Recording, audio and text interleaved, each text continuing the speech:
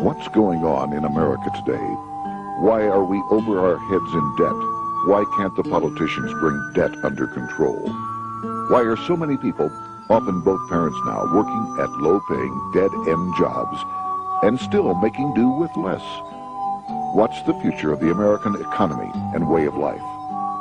Why does the government tell us inflation is low when the buying power of our paychecks is declining at an alarming rate? Only a generation ago, bread was a quarter, and you could get a new car for $19.95. The problem is that since 1864, we've had a debt-based banking system. All our money is based on government debt.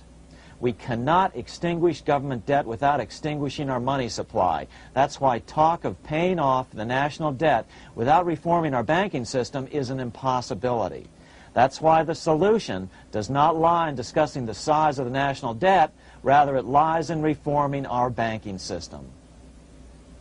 This is the Federal Reserve headquarters in Washington. It sits on this very impressive address, right on Constitution Avenue, right across from the Lincoln Memorial. But is it federal? Is it really part of the United States government?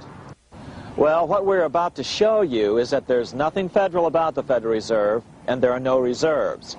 The name is a deception created back before the Federal Reserve Act was passed in 1913 to make Americans think that America's central bank operates in the public interest. The truth is that the Federal Reserve is a private bank owned by private stockholders and run purely for their private profit.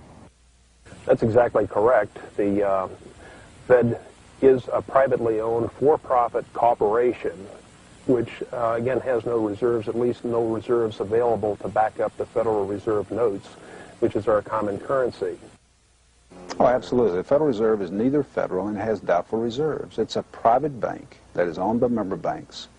And it was chartered under the guise of deceit by an act of Congress in 1913. If there's still any doubt whether the Federal Reserve is a part of the U.S. government, check your local telephone book. In most cities, it is not listed in the blue government pages. It is listed in the business white pages right next to Federal Express, another private company. But more directly, U.S. courts have ruled time and time again that the Fed is a private corporation. Why can't Congress do something about the Fed? Most members of Congress just don't understand the system, and the few who do are afraid to speak up. For example, initially a veteran congressman from Chicago asked us if he could be interviewed for this video. However, both times our camera crew arrived at his office to do the interview, this was all we were able to film. The congressman never appeared, and eventually decided he no longer wanted to participate. But a few others in Congress have been bolder over the years. Here are three quick examples. In 1923, Representative Charles A. Lindbergh, a Republican from Minnesota, and father of the famed aviator Lucky Lindy, put it this way: the financial system has been turned over to the Federal Reserve Board. That board administers the finance system by authority of a purely profiteering group. The system is private, conducted for the sole purpose of obtaining the greatest possible profits from the use of other people's money. One of the most outspoken critics in Congress of the Fed was the former chairman of the House Banking and Currency Committee during the Great Depression years.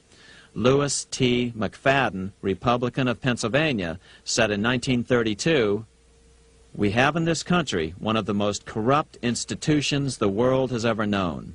I refer to the Federal Reserve Board. This evil institution has impoverished the people of the United States and has practically bankrupted our government. It has done this through the corrupt practices of the moneyed vultures who control it." Senator Barry Goldwater was a frequent critic of the Fed.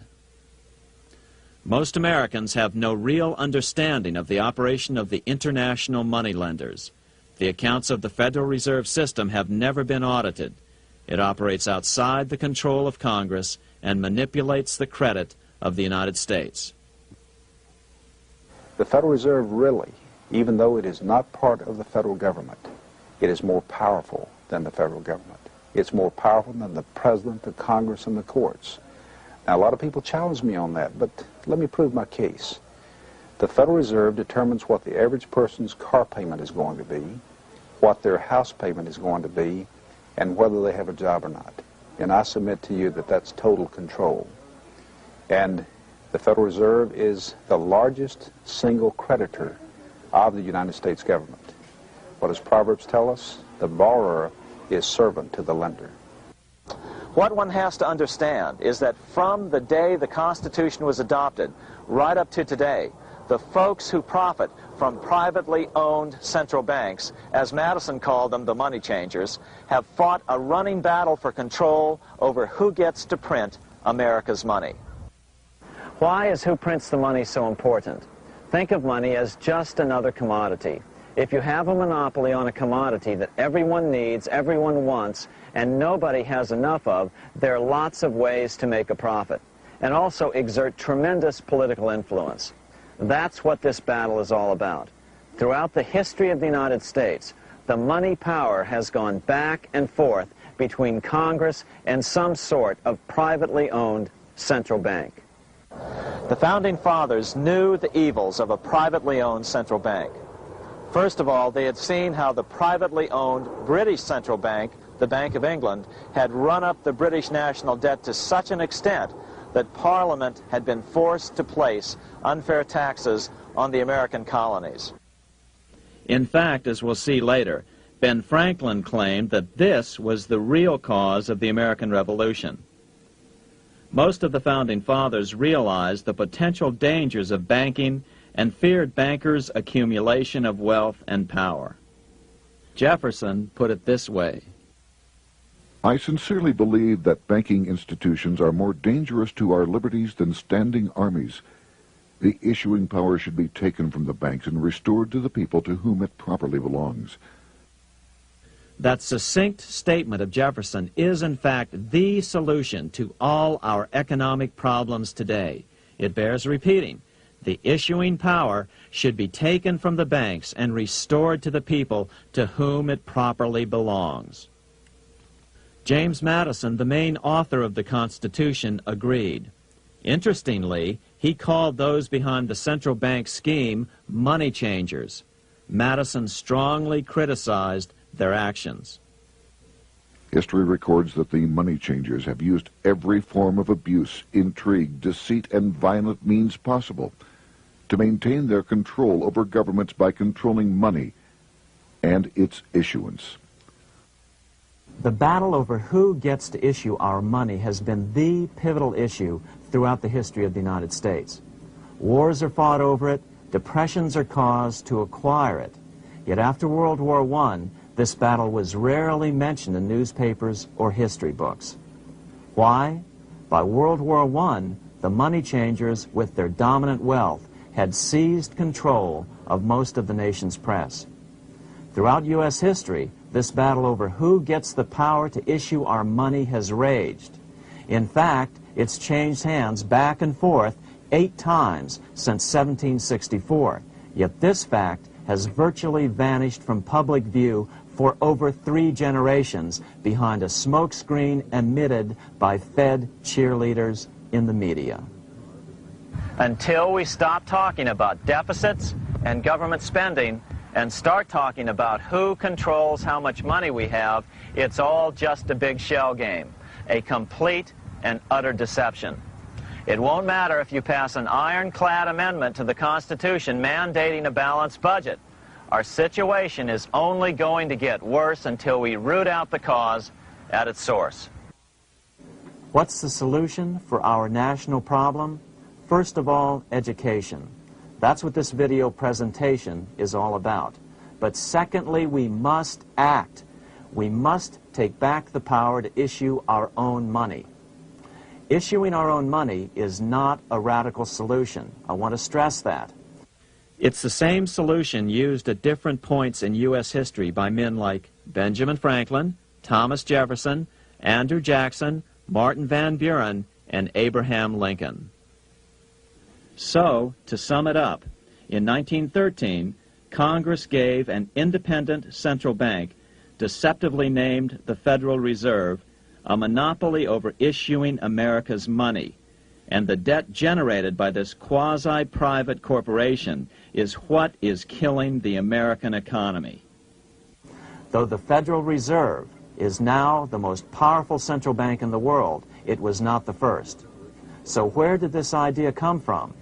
To really understand the magnitude of the problem, we have to travel back to Europe. Just who are these money changers James Madison spoke of? In the Bible, 2,000 years ago, Jesus drove the money changers from the temple. It was the only time Jesus used force during his ministry. What were money changers doing in the temple? When Jews came to Jerusalem to pay their temple tax, they could only pay it with a special coin, the half shekel of the sanctuary.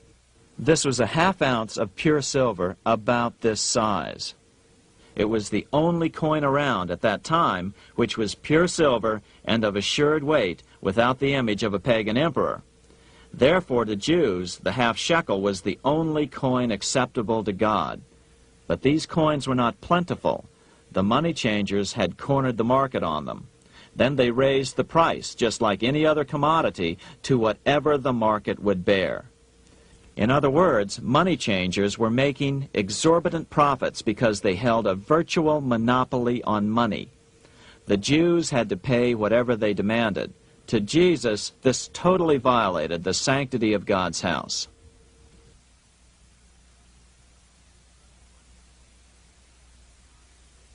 But the money-changing scam did not originate in Jesus' day.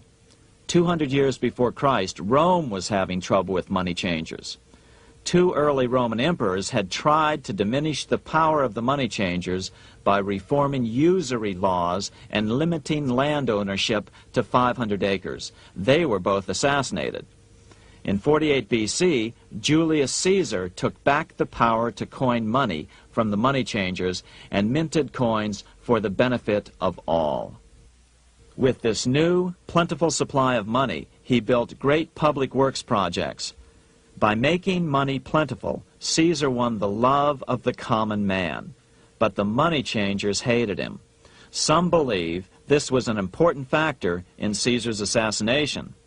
One thing is for sure, with the death of Caesar came the demise of plentiful money in Rome.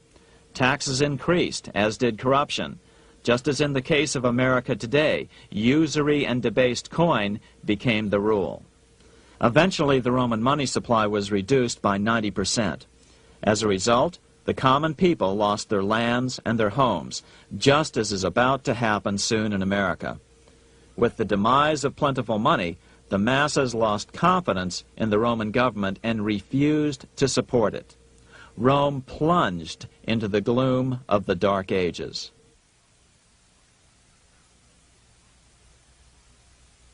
A 1,000 years after the death of Christ, money changers, those who loan out and manipulate the quantity of money, were active in medieval England.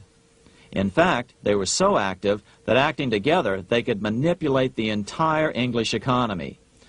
These were not bankers per se. The money changers generally were the Goldsmiths. They were the first bankers because they started keeping other people's gold for safekeeping in their vaults. The first paper money was merely a receipt for gold left at the goldsmith. Paper money caught on because it was more convenient than carrying around a lot of heavy gold and silver coins. Eventually, goldsmiths noticed that only a small fraction of the depositors ever came in and demanded their gold at any one time. Goldsmiths started cheating on the system. They discovered that they could print more money than they had gold, and usually no one would be the wiser. Then they could loan out this extra money and collect interest on it. This was the birth of fractional reserve banking. That is, loaning out many times more money than you have assets on deposit. So, if $1,000 in gold were deposited with them, they could loan out about $10,000 in paper money and draw interest payments on it, and no one would ever discover the deception. By this means, goldsmiths gradually accumulated more and more wealth and used this wealth to accumulate more and more gold. Today, this practice of loaning out more money than there are reserves is known as fractional reserve banking. Every bank in the United States is allowed to loan out at least 10 times more money than they actually have. That's why they get rich on charging, let's say, 8% interest. It's not really 8% per year, which is their income. It's 80%. That's why bank buildings are always the largest in town. But does that mean that all interest or all banking should be illegal? Hardly. In the Middle Ages, canon law, the law of the Catholic Church, forbade charging interest on loans. This concept followed the teachings of Aristotle and St. Thomas Aquinas. They taught that the purpose of money was to serve the members of society, to facilitate the exchange of goods needed to lead a virtuous life. Interest, in their belief, hindered this purpose by putting an unnecessary burden on the use of money. In other words, interest was contrary to reason and justice. Reflecting church law in the Middle Ages, Europe forbade charging interest on loans and made it a crime called usury. As commerce grew, and therefore opportunities for investment arose in the late Middle Ages, it came to be recognized that to loan money had a cost for the lender, both in risk and in lost opportunity. So some charges were allowed, but not interest per se.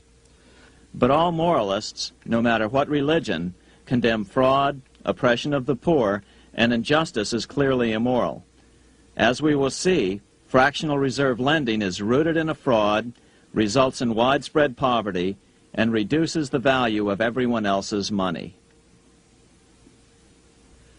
The ancient goldsmiths discovered that extra profits could be made by rowing the economy between easy money and tight money. When they made money easier to borrow, then the amount of money in circulation expanded. Money was plentiful. People took out more loans to expand their businesses. But then the money changers would tighten the money supply. They would make loans more difficult to get. What would happen? Just what happens today. A certain percentage of people could not repay their previous loans and could not take out new loans to repay the old ones. Therefore, they went bankrupt and had to sell their assets to the goldsmiths for pennies on the dollar. The same thing is still going on today. Only today, we call this rowing of the economy up and down the business cycle. Like Julius Caesar, King Henry I of England finally resolved to take the money power away from the goldsmiths about 1100 A.D. Henry could have used anything as money, seashells, feathers, or even yak dung, as is often done in remote Tibetan provinces. But he invented one of the most unusual money systems in history. It was called the Talley Stick system. Here I have one of the few surviving examples of this form of British money, which lasted 726 years until 1826, a tally stick. The tally system was adopted to avoid the monetary manipulation of the goldsmiths. Tally sticks were money fabricated out of sticks of polished wood. Notches were cut along one edge of the stick to indicate the denominations. Then the stick was split lengthwise through the notches so that both pieces still had a record of the notches. The king kept one half to protect against counterfeiting.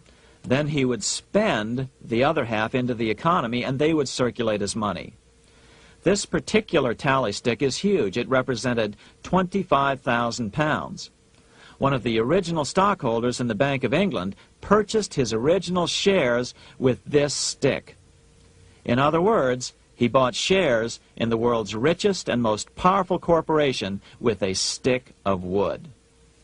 It's ironic that after its formation in 1694, the Bank of England attacked the tally stick system because it was money outside the power of the money changers, just as King Henry had wanted it to be. Why do people accept sticks of wood for money? That's a great question. Throughout history, people traded anything they thought had value and used as money. You see, the secret is that money is only what people agree on to use as money. What's our paper money today? It's really just paper. But here's the trick. King Henry ordered that tally sticks had to be used to pay the king's taxes. This built-in demand for tally sticks immediately made them circulate and be accepted as money. And they worked well. In fact, no other form of money has worked so well for so long as tally sticks. Keep in mind, the British Empire was built under the tally stick system. The tally stick system succeeded despite the fact that the money changers constantly attacked it by offering the metal coin system as competition. In other words, metal coins never went completely out of circulation, but tally sticks hung on because they were good for the payment of taxes. Finally, in the 1500s, King Henry VIII relaxed the laws concerning usury, and the money changers wasted no time reasserting themselves. They quickly made their gold and silver money plentiful for a few decades. But when Queen Mary took the throne and tightened the usury laws again, the money changers renewed the hoarding of gold and silver coins, forcing the economy to plummet. When Queen Mary's sister, Queen Elizabeth I, took the throne, she was determined to regain control over English money. Her solution was to issue gold and silver coins from the public treasury and take the control over the money supply away from the money changers. Although control over money was not the only cause of the English Revolution in 1642, religious differences fueled the conflict. Monetary policy played a major role. Financed by the money changers, Oliver Cromwell finally overthrew King Charles, purged the Parliament, and put the king to death. The money changers were immediately allowed to consolidate their financial power. The result was that for the next 50 years, the money changers plunged Great Britain into a series of costly wars. They took over a square mile of property in the center of London, known as the City of London. This area today is still known as one of the 3 predominant financial centers of the world. Conflicts with the Stuart kings led the money changers in England to combine with those in the Netherlands to finance the invasion of William of Orange, who overthrew the Stuarts in 1688 and took the English throne.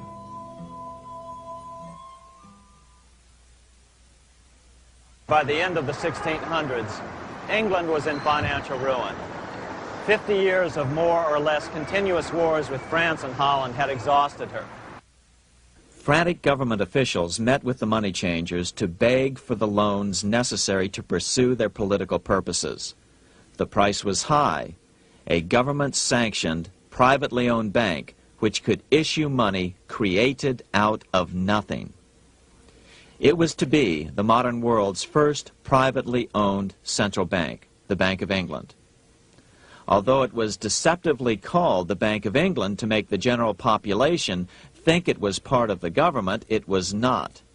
Like any other private corporation, the Bank of England sold shares to get started. The investors, whose names were never revealed, were supposed to put up £1.25 million British pounds in gold coin to buy their shares in the bank, but only £750,000 was ever received. Despite that, the bank was duly chartered in 1694 and started out in the business of loaning out several times the money it supposedly had in reserves, all at interest. In exchange, the new bank would loan British politicians as much of the new currency as they wanted, as long as they secured the debt by direct taxation of the British people.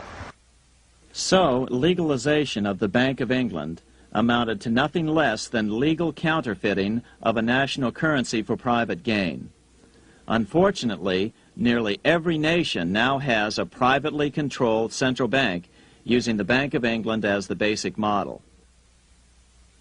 Such is the power of these central banks that they soon take total control over a nation's economy.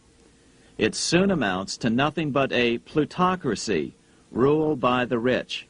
It would be like putting control of the army in the hands of the mafia. The danger of tyranny would be extreme.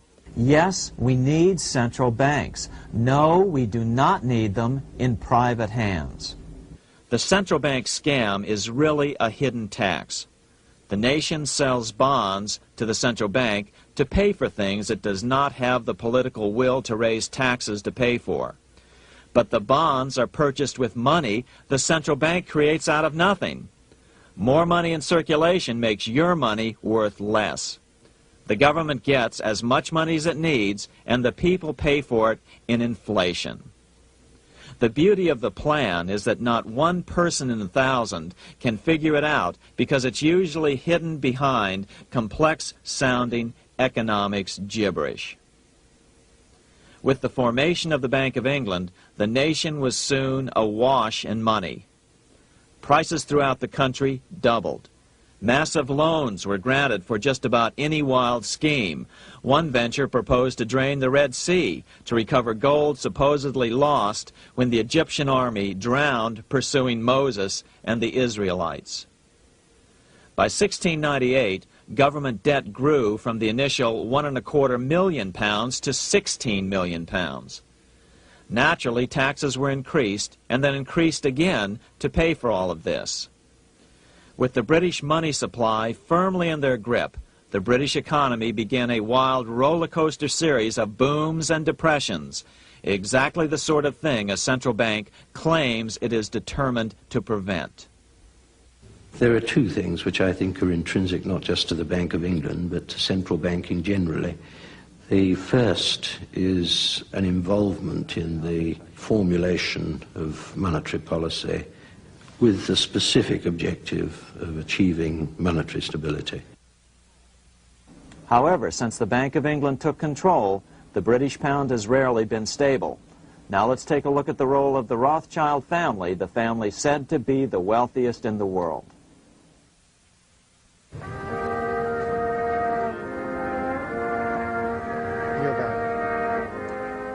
This is Frankfurt, Germany.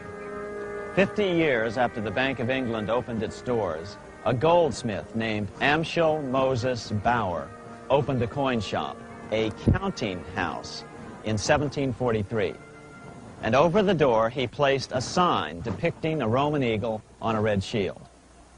The shop became known as the Red Shield Firm, or in German, Rothschild. When his son, Amschel Meyer Bauer, inherited the business, he decided to change his name to Rothschild. Amschel soon learned that loaning money to governments and kings was more profitable than loaning to private individuals.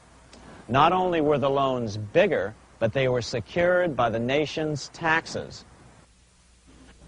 Mayer Rothschild had 5 sons. He trained them all in the skills of money creation, then sent them out to the major capitals of Europe to open branch offices of the family banking business. His first son, Amschel Meyer, stayed in Frankfurt to mind the hometown bank. His second son, Solomon, was sent to Vienna.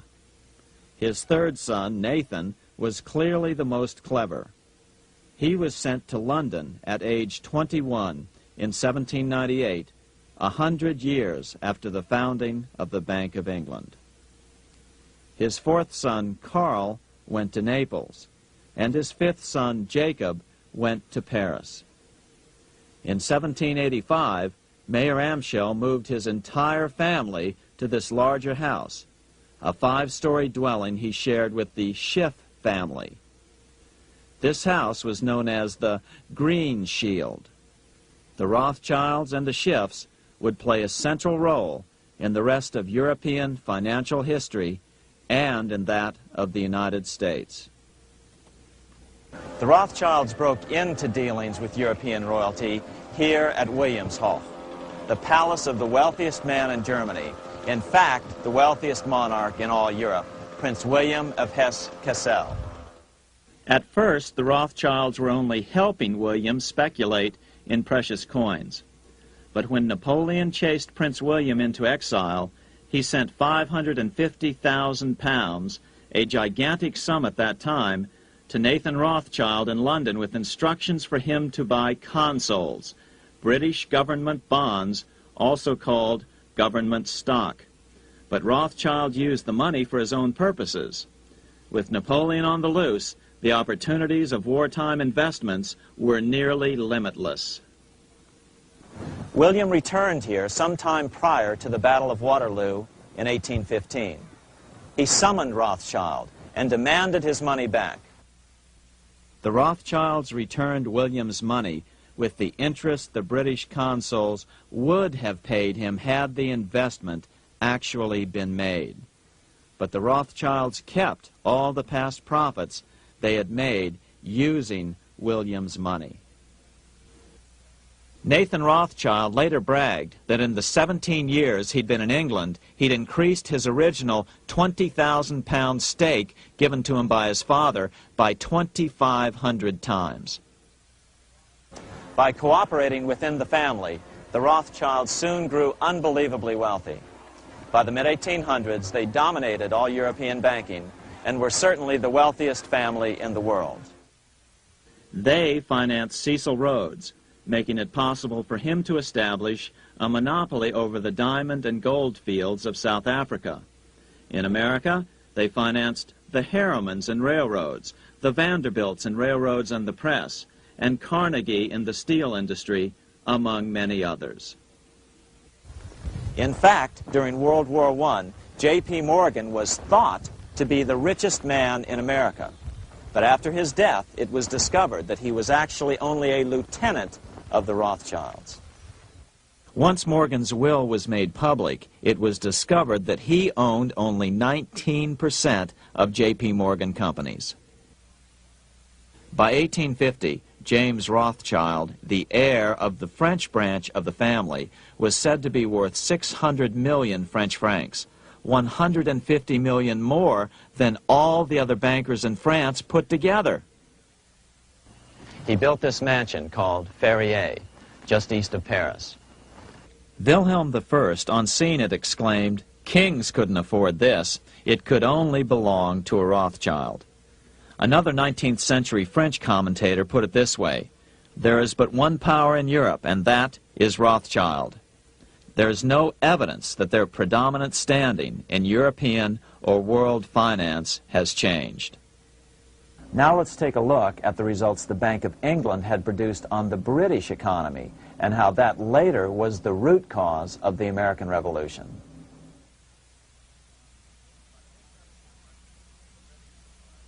By the mid-1700s, the British Empire was nearing its height of power around the world. But Britain had fought 4 costly wars in Europe since the creation of their privately owned central bank, the Bank of England. The cost had been high.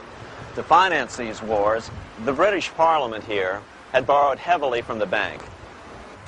By the mid-1700s, the government's debt here in Britain was £140 million, a staggering sum for those days.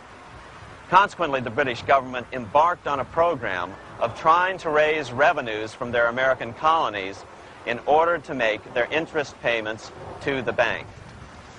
But in America, it was a different story. The scourge of a privately owned central bank had not yet hit. This is Independence Hall in Philadelphia, where the Declaration of Independence and Constitution were signed. In the mid-1700s, pre-revolutionary America was still relatively poor.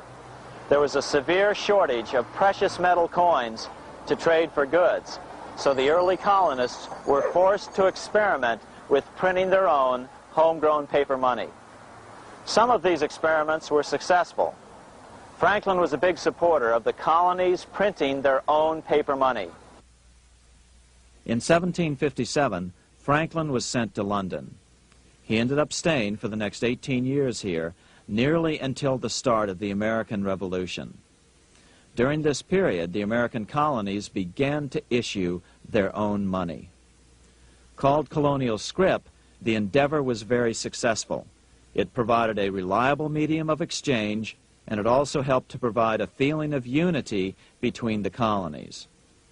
Remember, colonial scrip was just paper money, debt-free money, printed in the public interest, and not backed by gold or silver coin.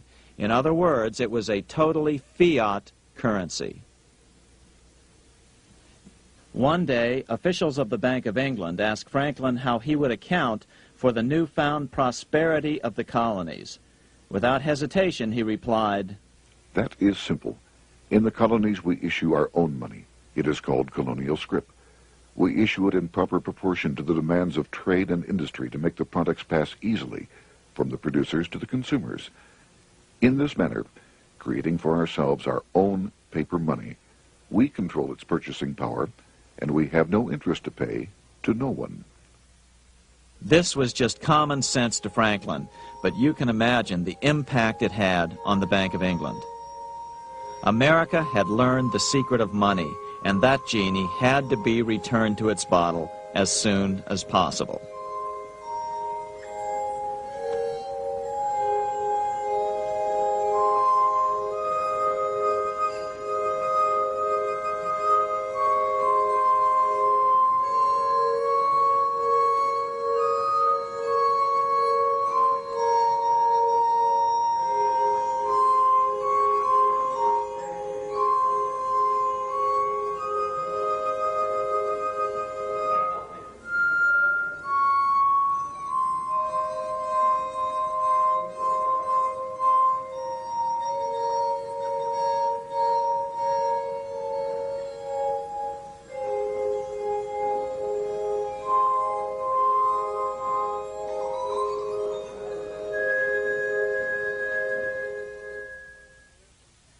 As a result, Parliament hurriedly passed the Currency Act of 1764.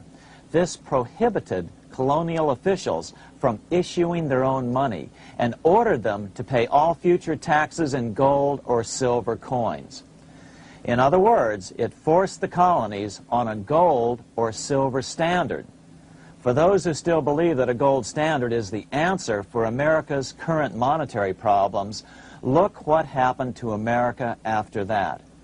Writing in his autobiography, Franklin said, "In 1 year, the conditions were so reversed that the era of prosperity ended and a depression set in to such an extent that the streets of the colonies were filled with unemployed."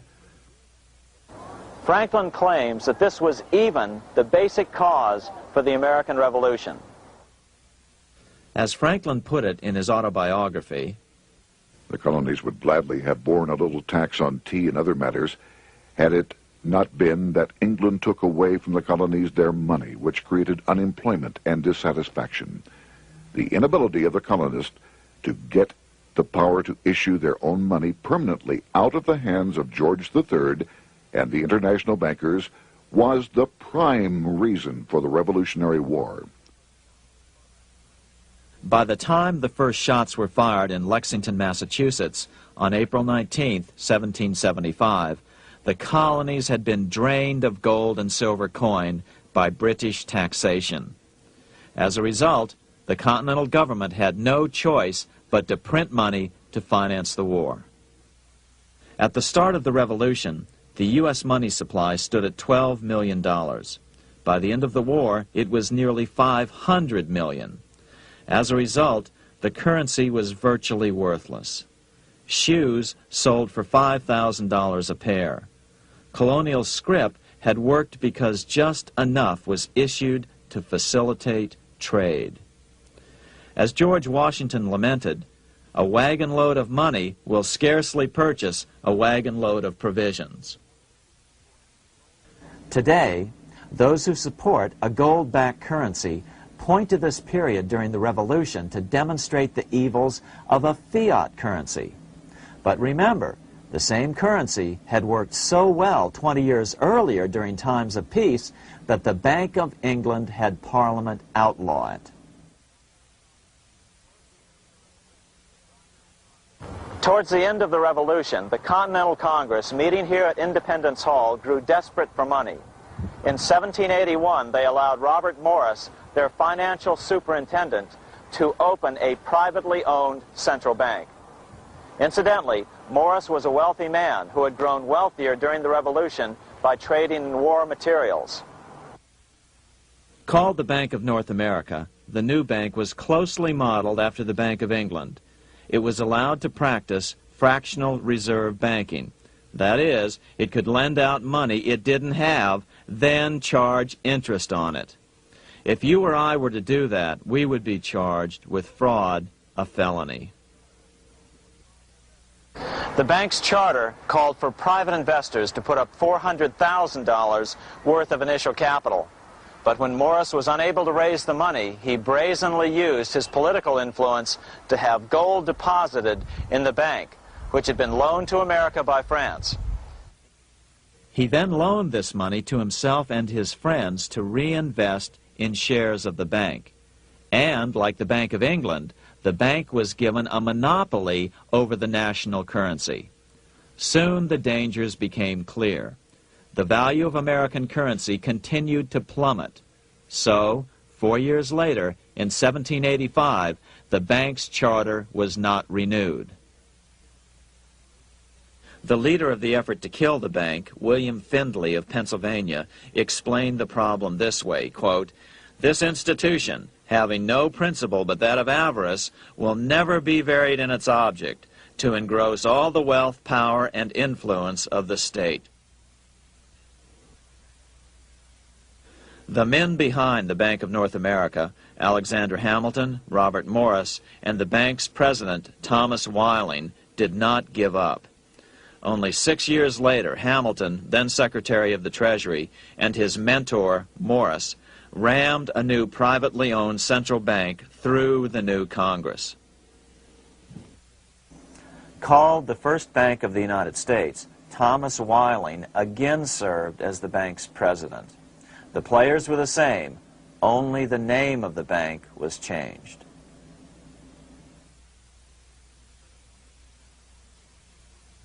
In 1787, colonial leaders assembled in Philadelphia to replace the ailing Articles of Confederation. As we saw earlier, both Thomas Jefferson and James Madison were unalterably opposed to a privately owned central bank. They had seen the problems caused by the Bank of England. They wanted nothing of it. As Jefferson later put it, "If the American people ever allow private banks to control the issue of their currency, first by inflation, then by deflation, the banks and the corporations which grow up around them will deprive the people of all property until their children wake up homeless on the continent their fathers conquered." during the debate over the future monetary system, another one of the founding fathers, Gouverneur Morris, castigated the motivations of the owners of the Bank of North America. Gouverneur Morris headed the committee that wrote the final draft of the Constitution. Morris knew the motivations of the bank well. Along with his old boss, Robert Morris, Gouverneur Morris and Alexander Hamilton were the ones who had presented the original plan for the Bank of North America to the Continental Congress in the last year of the Revolution. In a letter he wrote to James Madison on July 2nd, 1787, Gouverneur Morris revealed what was really going on. "The rich will strive to establish their dominion and enslave the rest. They always did. They always will. They will have the same effect here as elsewhere if we do not, by the power of government, keep them in their proper spheres." Despite the defection of Gouverneur Morris from the ranks of the bank, Hamilton, Robert Morris, Thomas Whiling, and their European backers were not about to give up. They convinced the bulk of the delegates to the Constitutional Convention to not give Congress the power to issue paper money. Most of the delegates were still reeling from the wild inflation of the paper currency during the Revolution. They had forgotten how well colonial scrip had worked before the war. But the Bank of England had not. The money changers could not stand to have America printing her own money again. So the Constitution is silent on the matter. This grievous defect left the door wide open for the money changers, just as they had planned.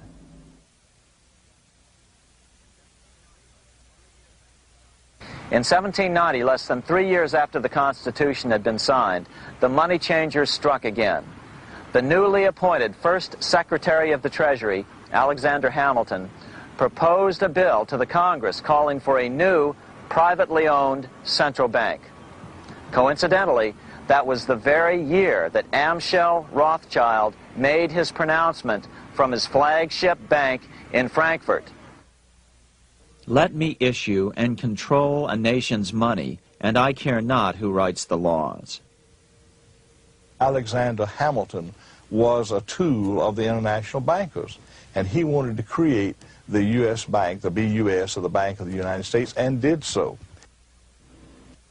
Interestingly, one of Hamilton's first jobs after graduating from law school in 1782 was as an aide to Robert Morris, the head of the Bank of North America.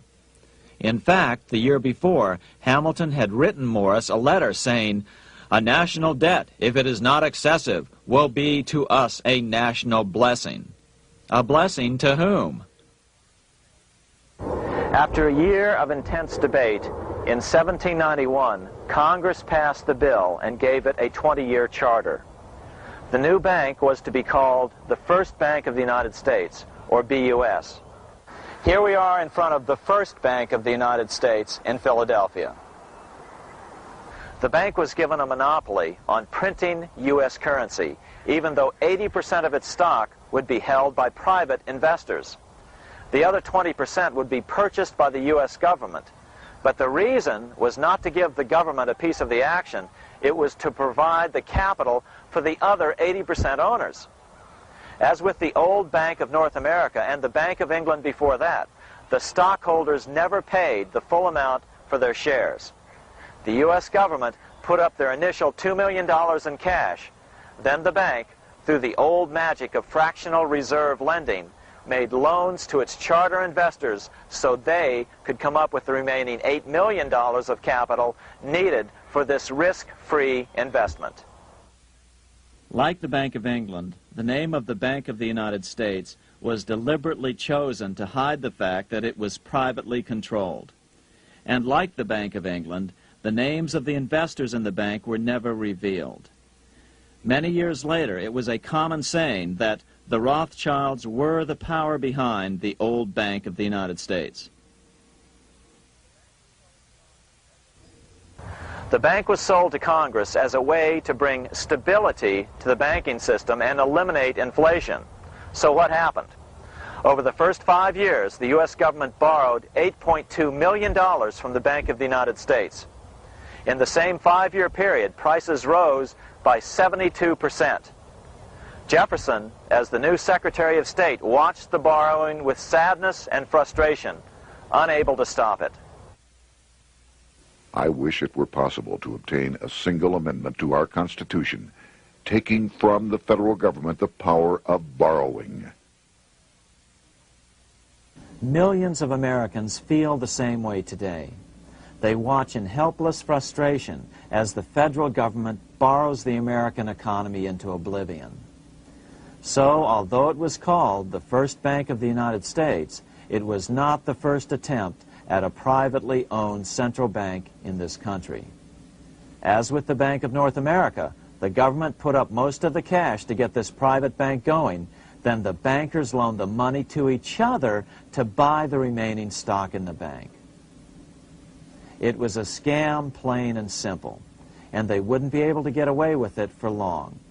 But first, we have to travel back to Europe to see how a single man was able to manipulate the entire British economy by obtaining the first news of Napoleon's final defeat.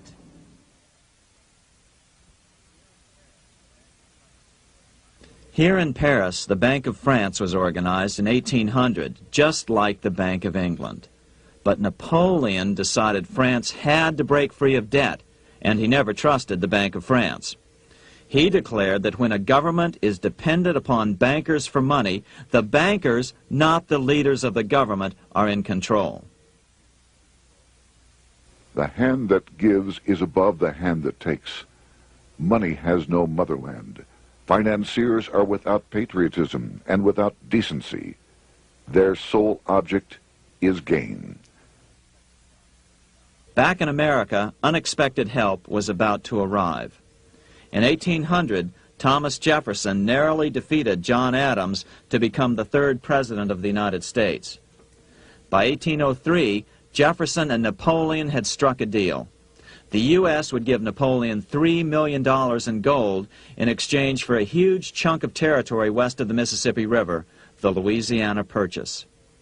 With that $3 million, Napoleon quickly forged an army and set off across Europe, conquering everything in his path. But the Bank of England quickly rose to oppose him. They financed every nation in his path, reaping the enormous profits of war. Prussia, Austria, and finally Russia all went heavily into debt in a futile attempt to stop Napoleon. 4 years later, with the main French army in Russia, 30-year-old Nathan Rothschild, the head of the London office of the Rothschild family, personally took charge of a bold plan to smuggle a much-needed shipment of gold right through France to finance an attack by the Duke of Wellington from Spain. Nathan later bragged at a dinner party in London that it was the best business he'd ever done. Little did he know that he would do much better business in the near future. Wellington's attacks from the south and other defeats eventually forced Napoleon to abdicate, and Louis XVIII was crowned king. Napoleon was exiled to Elba, a tiny island off the coast of Italy, supposedly exiled from France forever. While Napoleon was in exile on Elba, temporarily defeated by England with the financial help of the Rothschilds, America was trying to break free of its central bank as well.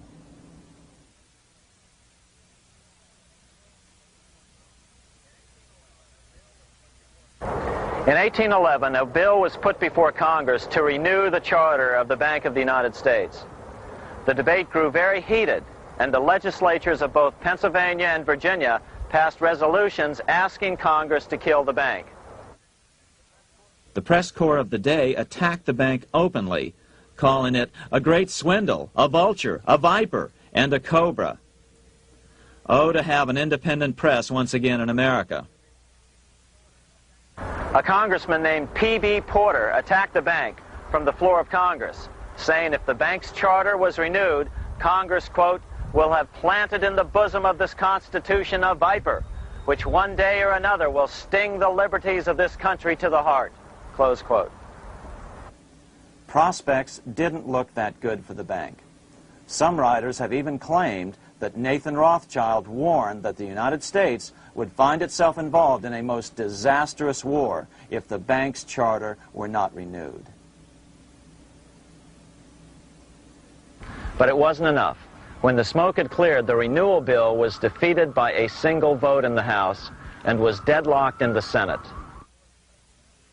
By now, America's fourth president, James Madison, was in the White House. Remember, Madison was a staunch opponent of the bank. His vice president, George Clinton, broke a tie in the Senate and sent the bank into oblivion. Within 5 months, England attacked the U.S., and the War of 1812 was on. But the British were still busy fighting Napoleon, and so the War of 1812 ended in a draw in 1814. Though the money changers were temporarily down, they were far from out. It would take them only another 2 years to bring back their bank bigger and stronger than ever.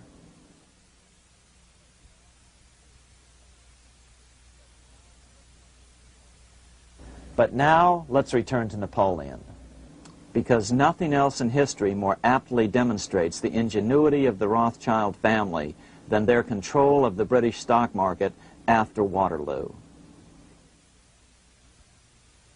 In 1815, a year after the end of the War of 1812 in America, Napoleon escaped his exile and returned to Paris.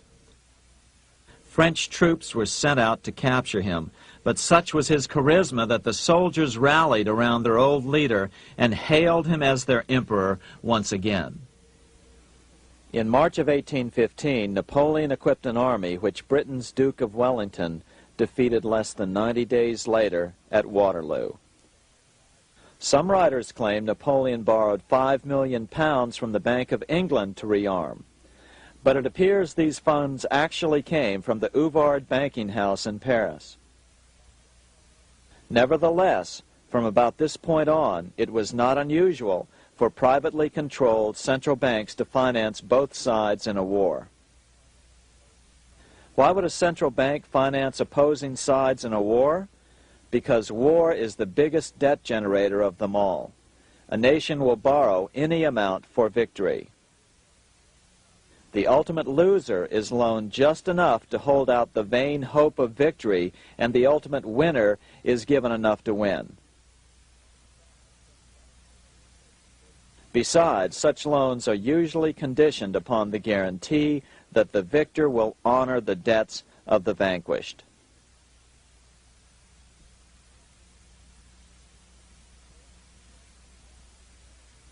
This is the Waterloo battlefield about 200 miles northeast of Paris in what today is Belgium. Here Napoleon suffered his final defeat, but not before thousands of French and Englishmen gave their lives on a steamy summer day in July of 1815. Right over there, on June 18, 1815, 74,000 French troops met 67,000 troops from Britain and other European nations. The outcome was certainly in doubt. In fact, had Napoleon attacked a few hours earlier, he would probably have won the battle. But no matter who won or lost, back in London, Nathan Rothschild planned to use the opportunity to try to seize control over the British stock and bond market and possibly even the Bank of England. Rothschild stationed a trusted agent, a man named Rothworth, on the north side of the battlefield, closer to the English Channel. Once the battle had been decided, Rothworth took off for the Channel. He delivered the news to Nathan Rothschild a full 24 hours before Wellington's own courier. Rothschild hurried to the stock market and took up his usual position in front of an ancient pillar. All eyes were on him.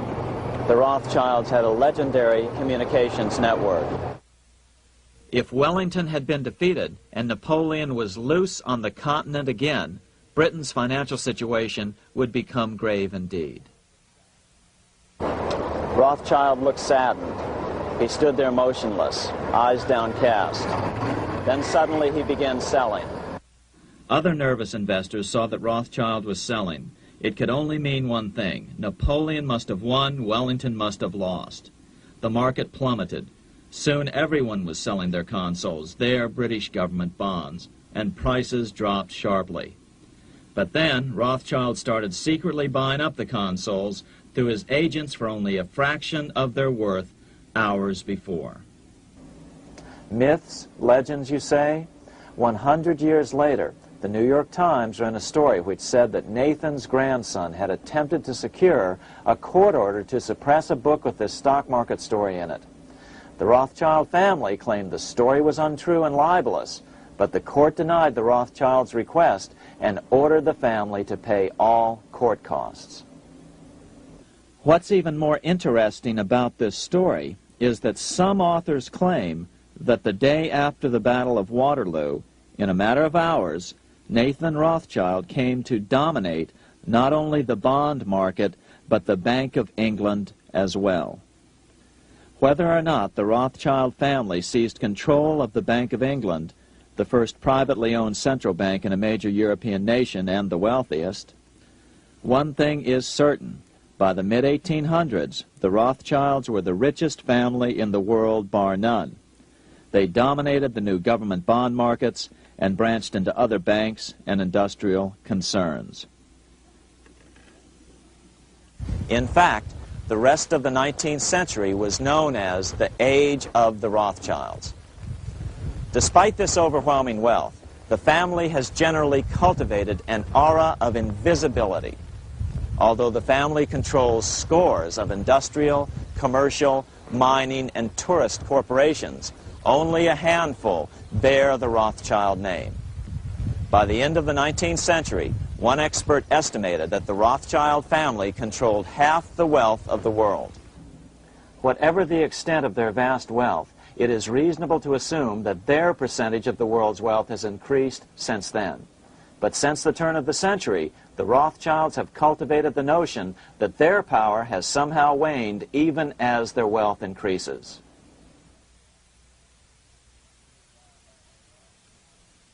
Meanwhile, back in Washington in 1816, just 1 year after Waterloo and Rothschild's alleged takeover of the Bank of England, the American Congress passed a bill permitting yet another privately owned central bank. This bank was called the Second Bank of the United States. The new bank's charter was a copy of the previous banks. The U.S. government would own 20% of the shares of the bank. Of course, the federal share was paid by the Treasury up front into the bank's coffers. Then, through the magic of fractional reserve lending, it was transformed into loans to private investors who then bought the remaining 80% of the shares. Just as before, the primary stockholders remained a secret. But it is known that the largest block of shares, about 1/3 of the total, were sold to foreigners. As one observer put it, it is certainly no exaggeration to say that the Second Bank of the United States was rooted as deeply in Britain as it was in America. So, by 1816, some authors claim the Rothschilds had taken control over the Bank of England and backed a new, privately owned central bank in America as well.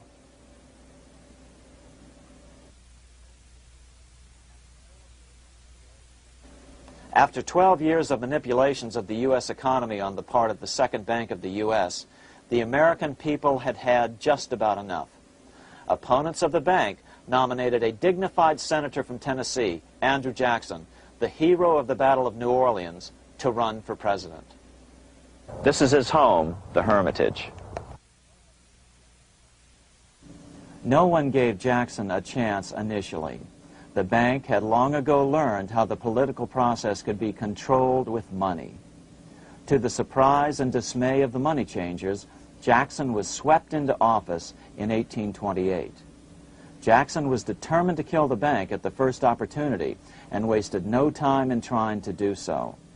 But the bank's 20-year charter didn't come up for renewal until 1836, the last year of his second term, if he could survive that long. During his first term, Jackson contented himself with rooting out the bank's many minions from government service. He fired 2,000 of the 11,000 employees of the federal government. In 1832, with his re-election approaching, the bank struck an early blow, hoping Jackson would not want to stir up controversy. They asked Congress to pass a renewal bill 4 years early. Naturally, Congress complied, then sent it to the president for signing. But Jackson weighed in with both feet. Old Hickory, never a coward, vetoed the bill. His veto message is one of the great American documents. It clearly lays out the responsibility of the American government towards its citizens, rich and poor. It is not our own citizens only who are to receive the bounty of our government. More than 8 million of the stock of this bank are held by foreigners. Is there no danger to our liberty and independence in a bank that in its nature has so little to bind it to our country? Controlling our currency, receiving our public monies, and holding thousands of our citizens' independence would be more formidable and dangerous than a military power of the enemy. If government would confine itself to equal protection and, as heaven does its rains, shower its favor alike on the high and the low, the rich and the poor, it would be an unqualified blessing. In the act before me, there seems to be a wide and unnecessary departure from these just principles. Later that year, in July 1832, Congress was unable to override Jackson's veto. Now Jackson had to stand for re-election. Jackson took his argument directly to the people. For the first time in U.S. history, Jackson took his presidential campaign on the road. Before then, presidential candidates stayed at home and looked presidential. His campaign slogan was "Jackson and no bank." The National Republican Party ran Senator Henry Clay against Jackson. Despite the fact that the bankers poured over $3 million into Clay's campaign, Jackson was reelected by a landslide in November of 1832. Despite his presidential victory, Jackson knew the battle was only beginning. "The hydra of corruption is only scotched, not dead," said the newly elected president. Jackson ordered his new Secretary of Treasury, Lewis McLean, to start removing the government's deposits from the second bank and start placing them in state banks. But McLean refused to do so. Jackson fired him and appointed William J. Duane as the new Secretary of the Treasury. Duane also refused to comply with the president's requests, and so Jackson fired him as well and then appointed Roger B. Taney to the office. Taney did withdraw government funds from the bank starting on October 1st, 1833. Jackson was jubilant. "I have it chained. I'm ready with screws to draw every tooth and then the stumps." But the bank was not yet done fighting. Its head, Nicholas Biddle, used his influence to get the Senate to reject Taney's nomination. Then, in a rare show of arrogance, Biddle threatened to cause a depression if the bank was not rechartered. This worthy president thinks that because he has scalped Indians and imprisoned judges, he is to have his way with the bank. He is mistaken. Next, in an unbelievable fit of honesty for a central banker, Biddle admitted that the bank was going to make money scarce to force Congress to restore the bank. Nothing but widespread suffering will produce any effect on Congress. Our only safety is in pursuing a steady course of firm restriction, and I have no doubt that such a course will ultimately lead to restoration of the currency and the recharter of the bank. What a stunning revelation. Here was the pure truth, revealed with shocking clarity. Biddle intended to use the money contraction power of the bank to cause a massive depression until America gave in. Unfortunately, this has happened time and time again throughout U.S. history and is about to happen again in today's world. Nicholas Biddle made good on his threat. The bank sharply contracted the money supply by calling in old loans and refusing to extend new ones. A financial panic ensued, followed by a deep depression. Naturally, Biddle blamed Jackson for the crash, saying that it was caused by the withdrawal of federal funds from the bank. Unfortunately, his plan worked well. Wages and prices sagged. Unemployment soared along with business bankruptcies. The nation quickly went into an uproar. Newspaper editors blasted Jackson in editorials. The bank threatened to withhold payments, which then could be made directly to key politicians for their support. Within only months, Congress assembled in what was called the panic session. 6 months after he had withdrawn funds from the bank, Jackson was officially censured by a resolution which passed the Senate by a vote of 26 to 20. It was the first time a president had ever been censured by Congress. Jackson lashed out at the bank. "You are a den of vipers. I intend to rout you out, and by eternal God, I will rout you out." America's fate teetered on a knife edge. If Congress could muster enough votes to override Jackson's veto, the bank would be granted another 20-year monopoly or more over America's money, time enough to consolidate its already great power. Then a miracle occurred. The governor of Pennsylvania came out supporting President Jackson and strongly criticized the bank. On top of that, Biddle had been caught boasting in public about the bank's plan to crash the economy. Suddenly, the tide shifted. In April of 1834, the House of Representatives voted 134 to 82 against rechartering the bank. This was followed up by an even more lopsided vote to establish a special committee to investigate whether the bank had caused the crash. When the investigating committee arrived at the bank's door in Philadelphia, armed with a subpoena to examine the books, Biddle refused to give them up.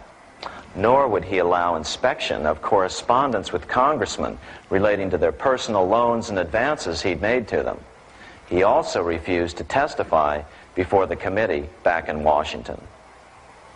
On January 8th, 1835, Jackson paid off the final installment on the national debt, which had been necessitated by allowing the banks to issue currency for government bonds rather than simply issuing treasury notes without such debt.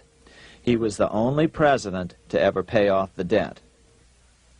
A few weeks later, on January 30th, 1835, an assassin by the name of Richard Lawrence tried to shoot President Jackson, but by the grace of God, both pistols misfired. Lawrence was later found not guilty by reason of insanity. After his release, he bragged to friends that powerful people in Europe had put him up to the task and promised to protect him if he were caught. The following year, when its charter ran out, the Second Bank of the United States ceased functioning as the nation's central bank. Biddle was later arrested and charged with fraud. He was tried and acquitted, but died shortly thereafter while still tied up in civil suits. After his second term as president, Jackson retired here to the Hermitage outside of Nashville to live out his life. He is still remembered here for his determination to kill the bank. In fact, he killed it so well that it took the money changers 77 years to undo the damage. When asked what his most important accomplishment had been, Jackson replied, "I killed the bank." Unfortunately, even Jackson failed to grasp the entire picture and its root cause. Although Jackson had killed the central bank, the most insidious weapon of the money changers, fractional reserve banking, remained in use by the numerous state-chartered banks. This fueled economic instability in the years before the Civil War. Still, the central bankers were out, and as a result, America thrived as it expanded westward. During this time, the principal money changers struggled to regain their lost centralized power, but to no avail. Then, finally, they reverted to the old central bankers' formula: war to create debt and dependency. If they couldn't get their central bank any other way, America could be brought to its knees by plunging it into a civil war, just as they had done in 1812 after the first Bank of the United States was not rechartered. 1 month after the inauguration of Abraham Lincoln, the first shots of the American Civil War were fired here at Fort Sumter, South Carolina, on April 12, 1861. Certainly slavery was a cause for the Civil War, but not the primary cause. Lincoln knew that the economy of the South depended upon slavery, and so before the Civil War, he had no intention of eliminating it. Lincoln had put it this way in his inaugural address only 1 month earlier. I have no purpose, directly or indirectly, to interfere with the institution of slavery in the states where it now exists. I believe I have no lawful right to do so, and I have no inclination to do so. Even after the first shots were fired here at Fort Sumter, Lincoln continued to insist that the Civil War was not about the issue of slavery. My paramount objective is to save the Union, and it is not either to save or destroy slavery. If I could save the Union without freeing any slave, I would do it. So what was the Civil War all about? There were many factors at play.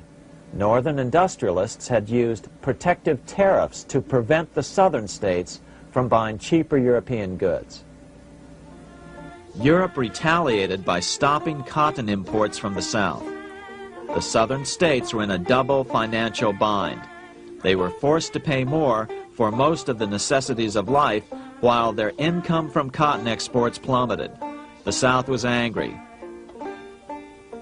But there were other factors at work. The money changers were still stung by America's withdrawal from their control 25 years earlier. Since then, America's wildcat economy had made the nation rich, a bad example for the rest of the world. The central bankers now saw an opportunity to split the rich new nation, to divide and conquer by war. Was this just some sort of wild conspiracy theory at the time? Well, let's take a look at what a well-placed observer of the scene had to say at the time. His name was Otto von Bismarck, Chancellor of Germany, the man who united the German states a few years later. The division of the United States into federations of equal force was decided long before the Civil War by the high financial powers of Europe. These bankers were afraid that the United States, if they remained as one bloc and as one nation, would attain economic and financial independence which would upset their financial domination over the world. Within months after the first shots here at Fort Sumter, the central bankers loaned Napoleon III of France, the nephew of the Waterloo Napoleon, 210 million francs to seize Mexico and station troops along the southern border of the U.S., taking advantage of their war to violate the Monroe Doctrine and return Mexico to colonial rule. No matter what the outcome of the Civil War, a weakened America, heavily indebted to the money changers, would open up Central and South America once again to European colonization and domination. The very thing America's Monroe Doctrine had forbade in 1823. At the same time, Great Britain moved 11,000 troops into Canada and positioned them menacingly along America's northern border. The British fleet went to war alert should their quick intervention be called for. Lincoln knew he was in a double bind. That's why he agonized over the fate of the Union. There was a lot more to it than just differences between the North and the South. That's why his emphasis was always on union and not merely the defeat of the South. But Lincoln needed money to win. In 1861, Lincoln and his Secretary of Treasury, Salmon P. Chase, went to New York to apply for the necessary loans. The money changers, anxious to see the Union fail, offered loans at 24 to 36% interest. Lincoln said thanks, but no thanks, and returned to Washington. Lincoln sent for an old friend, Colonel Dick Taylor of Chicago, and put him on the problem of financing the war. During one meeting, Lincoln asked Taylor what he discovered. Taylor put it this way. Why, Lincoln, that is easy. Just get Congress to pass a bill authorizing the printing of full legal tender treasury notes, and pay your soldiers with them, and go ahead and win your war with them also. When Lincoln asked if the people of the United States would accept the notes, Taylor said, "The people, or anyone else, will not have any choice in the matter if you make them full legal tender. They will have the full sanction of the government and be just as good as any money, as Congress is given that express right by the Constitution." So that's exactly what Lincoln did. In 1862-63, he printed up $450 million worth of the new bills.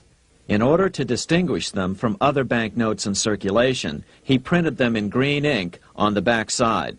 That's why the notes were called greenbacks. With this new money, Lincoln paid the troops and bought their supplies. During the course of the war, nearly $450 million worth of greenbacks were printed at no interest to the federal government. Lincoln understood who was really pulling the strings and what was at stake for the American people. This is how he explained his rationale. The government should create, issue, and circulate all the currency and credit needed to satisfy the spending power of the government and the buying power of consumers. The privilege of creating and issuing money is not only the supreme prerogative of government, but it is the government's greatest creative opportunity. By the adoption of these principles, the taxpayers will be saved immense sums of interest. Money will cease to be master and become the servant of humanity.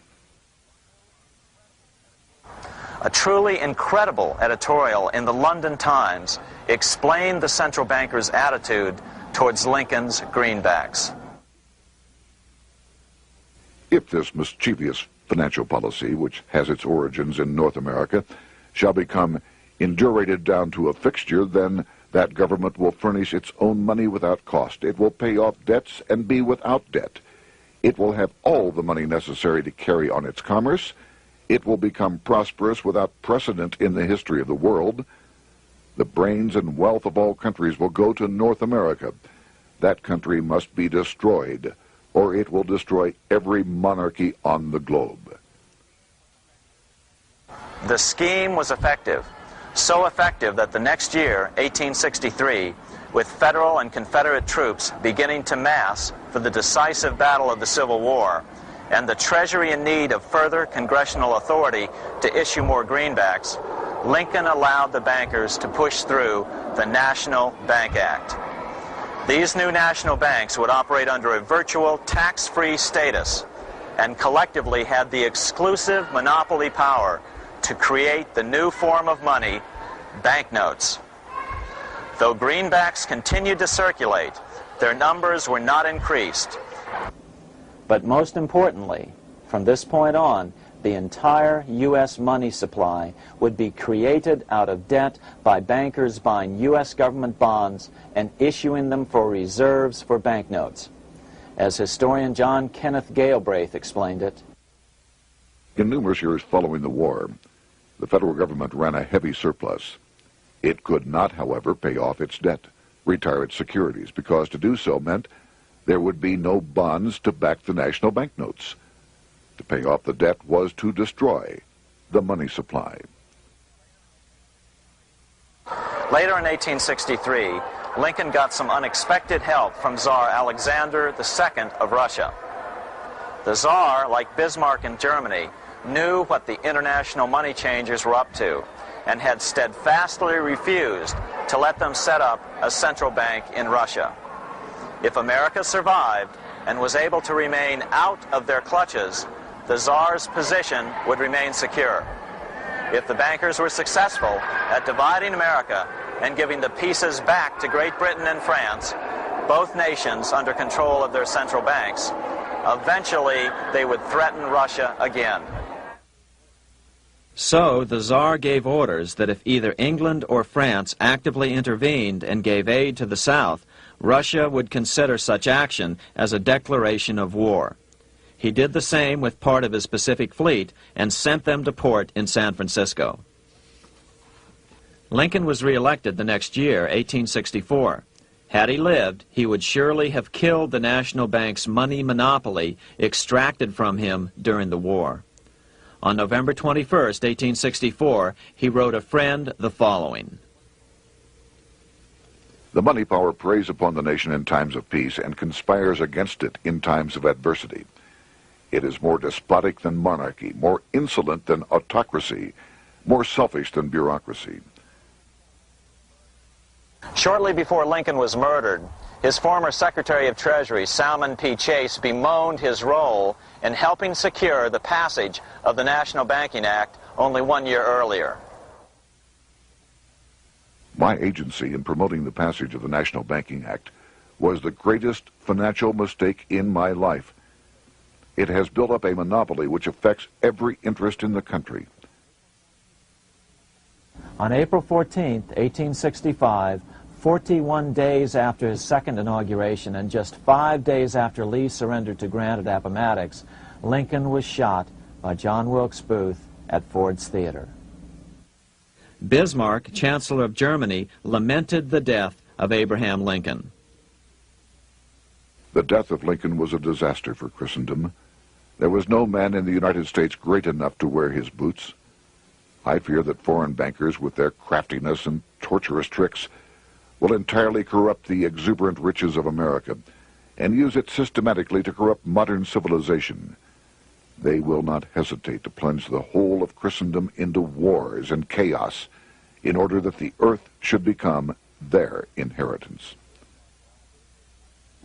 Bismarck well understood the money changers' plan. Allegations that international bankers were responsible for Lincoln's assassination surfaced in Canada 70 years later in 1934. Gerald G. McGeer, a popular and well-respected Canadian attorney, revealed this stunning charge in a 5-hour speech before the Canadian House of Commons, blasting Canada's debt-based money system. Remember, it was 1934, the height of the Great Depression, which was ravaging Canada as well. McGeer had obtained evidence deleted from the public record, provided to him by Secret Service agents at the trial of John Wilkes Booth, after Booth's death. McGeer said it showed that Booth was a mercenary, working for the international bankers. According to an article in the Vancouver Sun of May 2nd, 1934, Abraham Lincoln, the martyred emancipator of the slaves, was assassinated through the machinations of a group representative of the international bankers who feared the United States President's national credit ambitions. There was only one group in the world at that time who had any reason to desire the death of Lincoln. They were the men opposed to his national currency program and who had fought him throughout the whole Civil War on his policy of greenback currency. Interestingly, McGeer claimed that Lincoln was assassinated not only because international bankers wanted to reestablish a central bank in America, but because they also wanted to base America's currency on gold. Gold they controlled. In other words, put America on a gold standard. Lincoln had done just the opposite by issuing U.S. notes, greenbacks, which were based purely on the good faith and credit of the United States. The article quoted McGeer as saying, "They were the men interested in the establishment of the gold standard and the right of the bankers to manage the currency and credit of every nation in the world. With Lincoln out of the way, they were able to proceed with that plan and did proceed with it in the United States. Within 8 years after Lincoln's assassination, silver was demonetized and the gold standard money system set up in the United States." Not since Lincoln has the U.S. issued debt-free United States notes.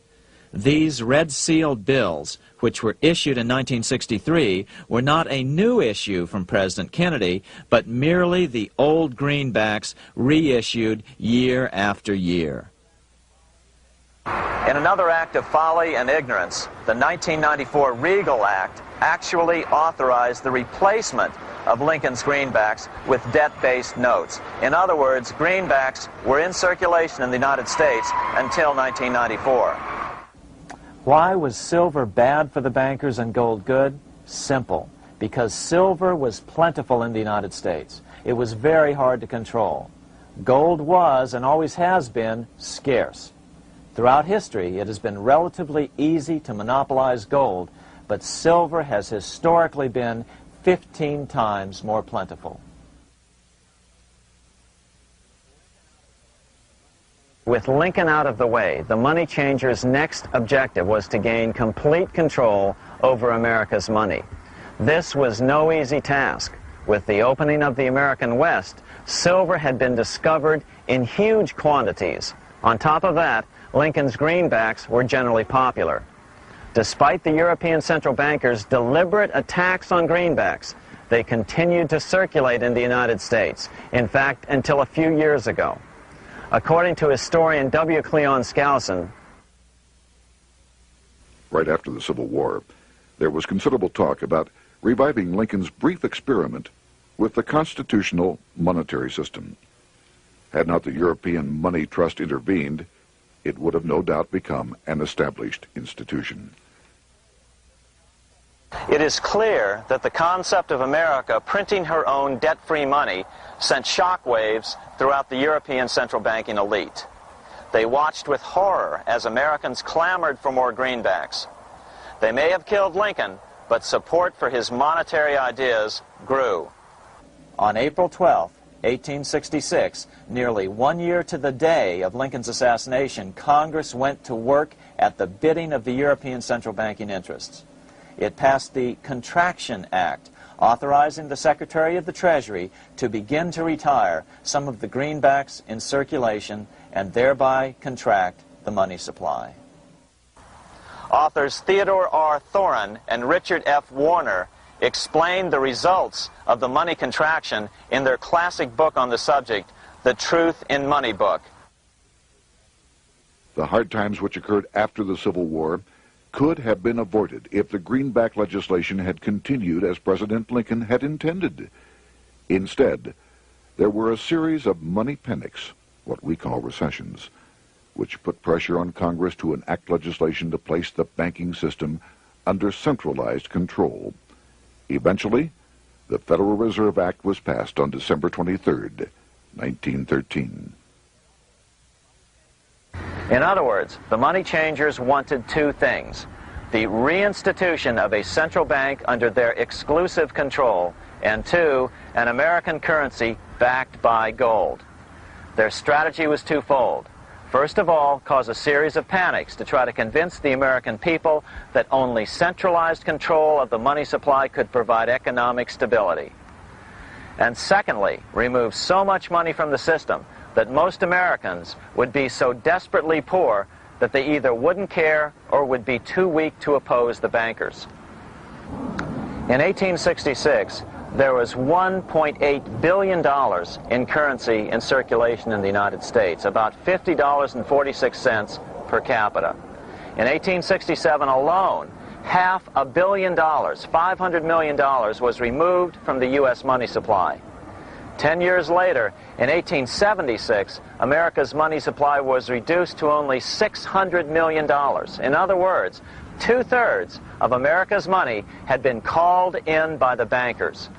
Only $14.60 per capita remained in circulation. 10 years later, the money supply had been reduced to only $400 million, even though the population had boomed.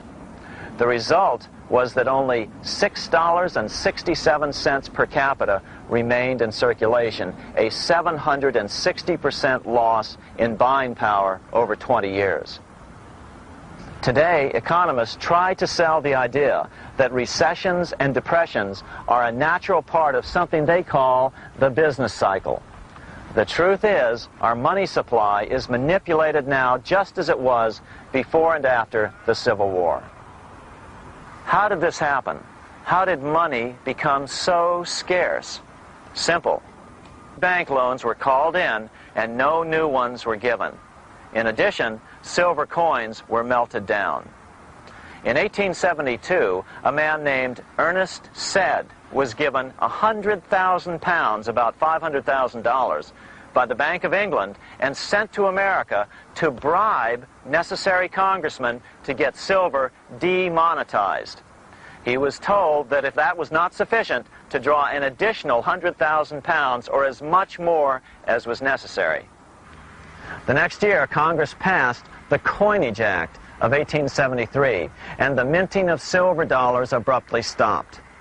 In fact, Representative Samuel Hooper, who introduced the bill in the House, acknowledged that Mr. Sed actually drafted the legislation.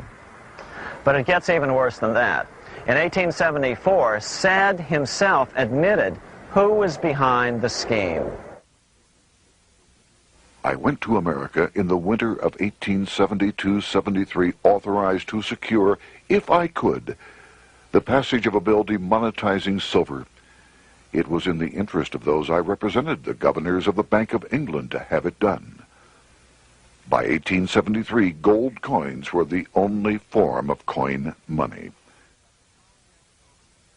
But the contest over control of America's money was not yet over.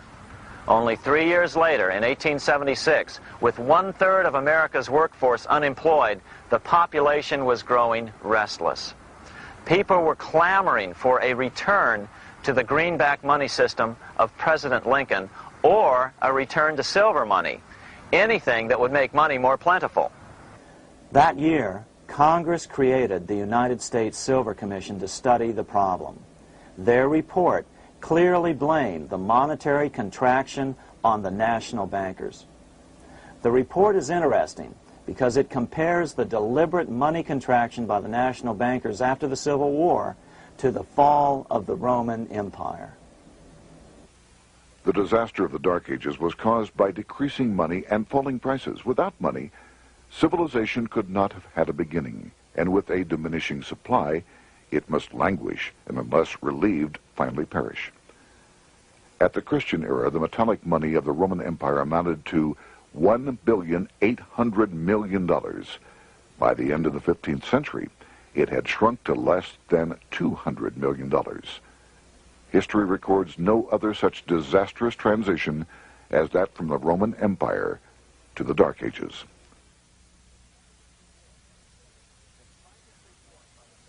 Despite this report by the Silver Commission, Congress took no action.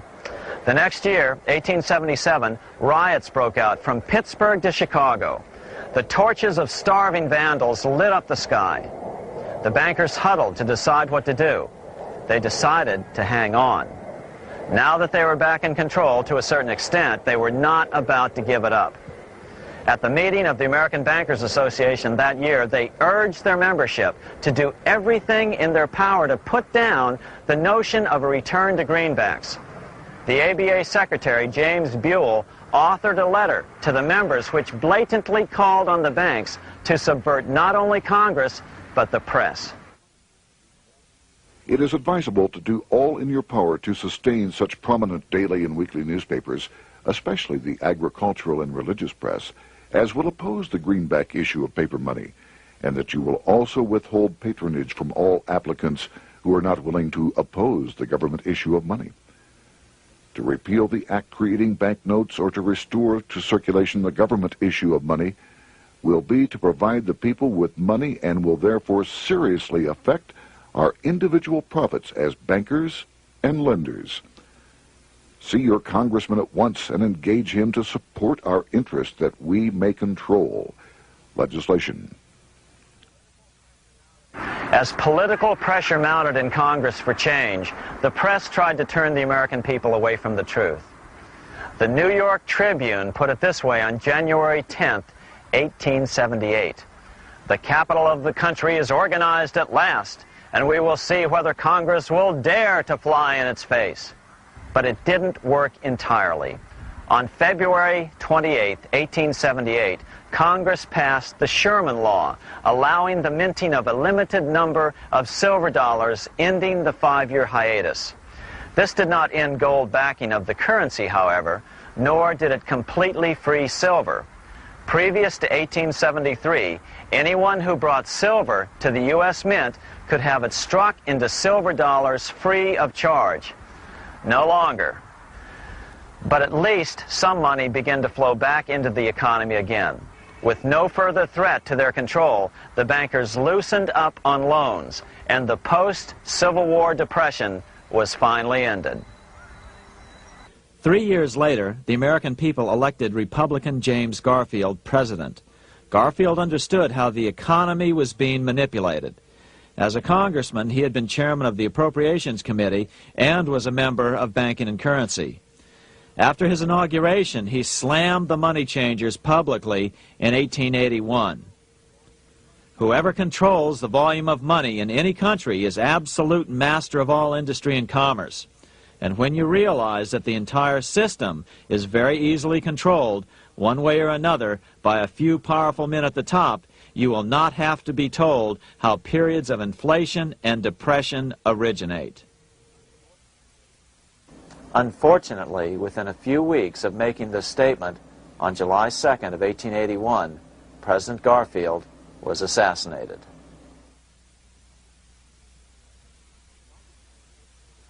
The money changers were gathering strength fast. They began a periodic fleecing of the flock, as they called it, by creating economic booms followed by further depressions so they could buy up thousands of homes and farms for pennies on the dollar. In 1891, the money changers prepared to take the American economy down again, and their methods and motives were laid out with shocking clarity in a memo sent out by the American Bankers Association, the ABA, an organization in which most bankers were members. Notice that this memo called for bankers to create a depression on a certain date 3 years in the future. According to the Congressional Record, here's how it read in part. On September 1st, 1894, we will not renew our loans under any consideration. On September 1st, we will demand our money. We will foreclose and become mortgagees in possession. We can take 2/3 of the farms west of the Mississippi and thousands of them east of the Mississippi as well at our price. Then the farmers will become tenants, as in England. These depressions could be controlled because America was on the gold money standard. Since gold is scarce, it's one of the easiest commodities to manipulate. People wanted silver money legalized again so they could escape the stranglehold the money changers had on gold money. People wanted silver money reinstated, reversing Mr. Said's Act of 1873, by then called the Crime of '73. By 1896, the issue of more silver money had become the central issue in the presidential campaign. William Jennings Bryan, a senator from Nebraska, ran for president as a Democrat on the free silver issue. At the Democratic National Convention in Chicago, he made an emotional speech which won him the nomination, entitled Crown of Thorns and Cross of Gold.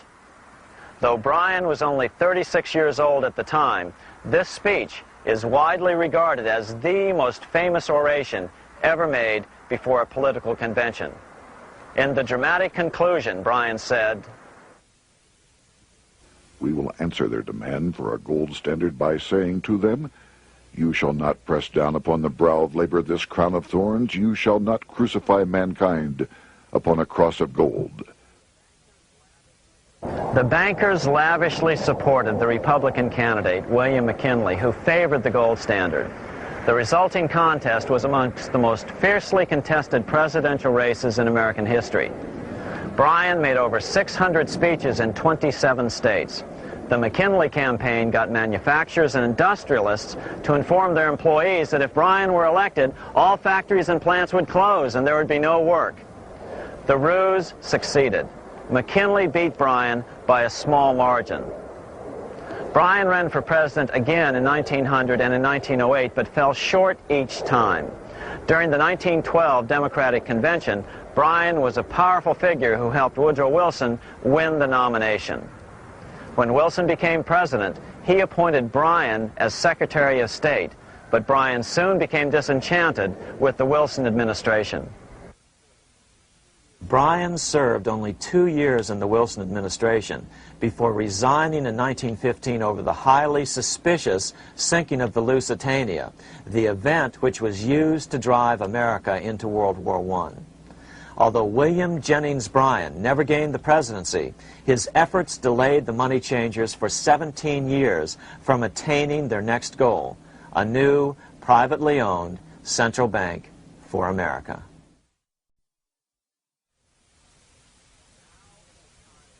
Now it was time for the money changers to get back to the business of a new private central bank for America.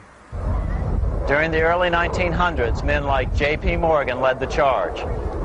One final panic would be necessary to focus the nation's attention on the supposed need for a central bank. The rationale was that only a central bank can prevent bank failures. Morgan was clearly the most powerful banker in America and a suspected agent for the Rothschilds. Morgan had helped finance John D. Rockefeller's Standard Oil empire. He had also helped finance the monopolies of Edward Harriman in railroads, of Andrew Carnegie in steel, and of others in numerous industries. But on top of that, J.P. Morgan's father, Junius Morgan, had been America's financial agent to the British. After his father's death, J.P. Morgan took on a British partner, Edward Grenfell, a longtime director of the Bank of England. In fact, upon Morgan's death, his estate contained only a few $1 million. The bulk of the securities most people thought he owned were, in fact, owned by others. In 1902, President Theodore Roosevelt allegedly went after Morgan and his friends by using the Sherman Antitrust Act to try to break up their industrial monopolies. Actually, Roosevelt did very little to interfere in the growing monopolization of American industry by the bankers and their surrogates. For example, Roosevelt supposedly broke up the Standard Oil monopoly, but it wasn't really broken at all. it was merely divided into 7 corporations, all still controlled by the Rockefellers. The public was aware of this thanks to political cartoonists like Thomas Nast, who referred to the bankers as the money trust. By 1907, the year after Teddy Roosevelt's re-election, Morgan decided it was time to try for a central bank again. Using their combined financial muscle, Morgan and his friends were secretly able to crash the stock market. Thousands of small banks were vastly overextended. Some had reserves of less than 1% thanks to the fractional reserve principle. Within days, bank runs were commonplace across the nation. Now Morgan stepped into the public arena and offered to prop up the faltering American economy by supporting failing banks with money he manufactured out of nothing. It was an outrageous proposal, far worse than even fractional reserve banking, but Congress let him do it. Morgan manufactured $200 million worth of this completely reserveless private money and bought things with it, paid for services with it, and sent some of it to his branch banks to lend out at interest. His plan worked. Soon, the public regained confidence in money in general and quit hoarding their currency. But as a result, banking power was further consolidated into the hands of a few large banks. By 1908, the panic was over, and Morgan was hailed as a hero by the president of Princeton University, a man by the name of Woodrow Wilson. All this trouble could be averted if we appointed a committee of 6 or 7 public-spirited men like J.P. Morgan to handle the affairs of our country.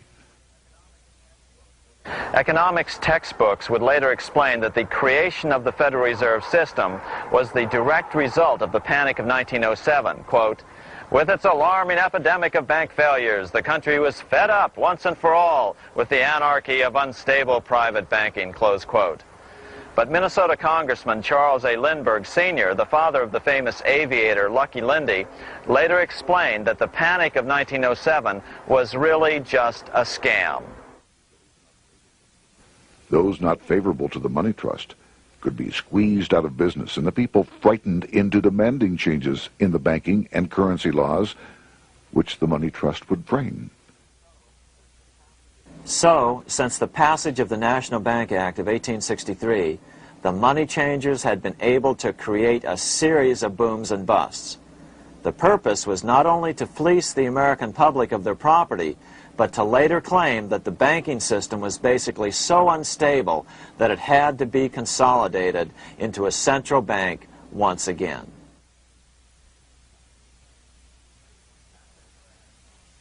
After the crash, Teddy Roosevelt, in response to the panic of 1907, signed into law a bill creating something called the National Monetary Commission.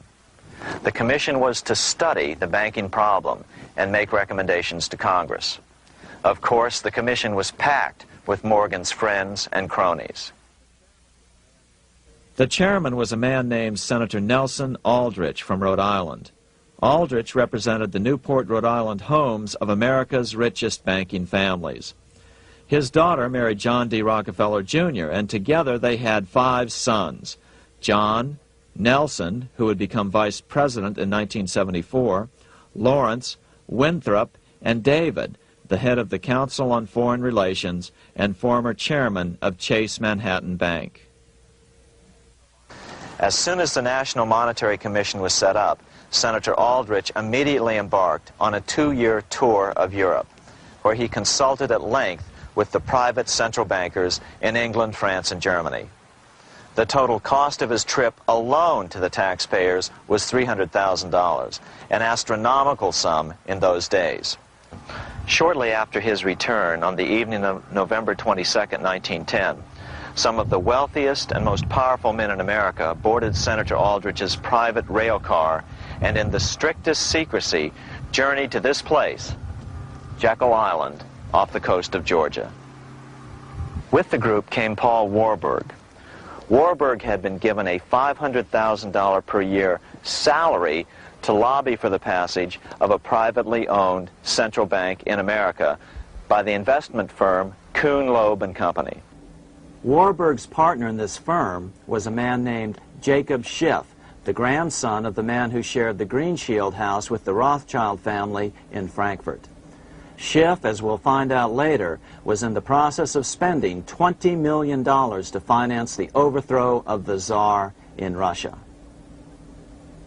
These three European banking families, the Rothschilds, the Warburgs, and the Schiffs, were interconnected by marriage down through the years, just as their American banking counterparts, the Morgans, Rockefellers, and Aldriches were.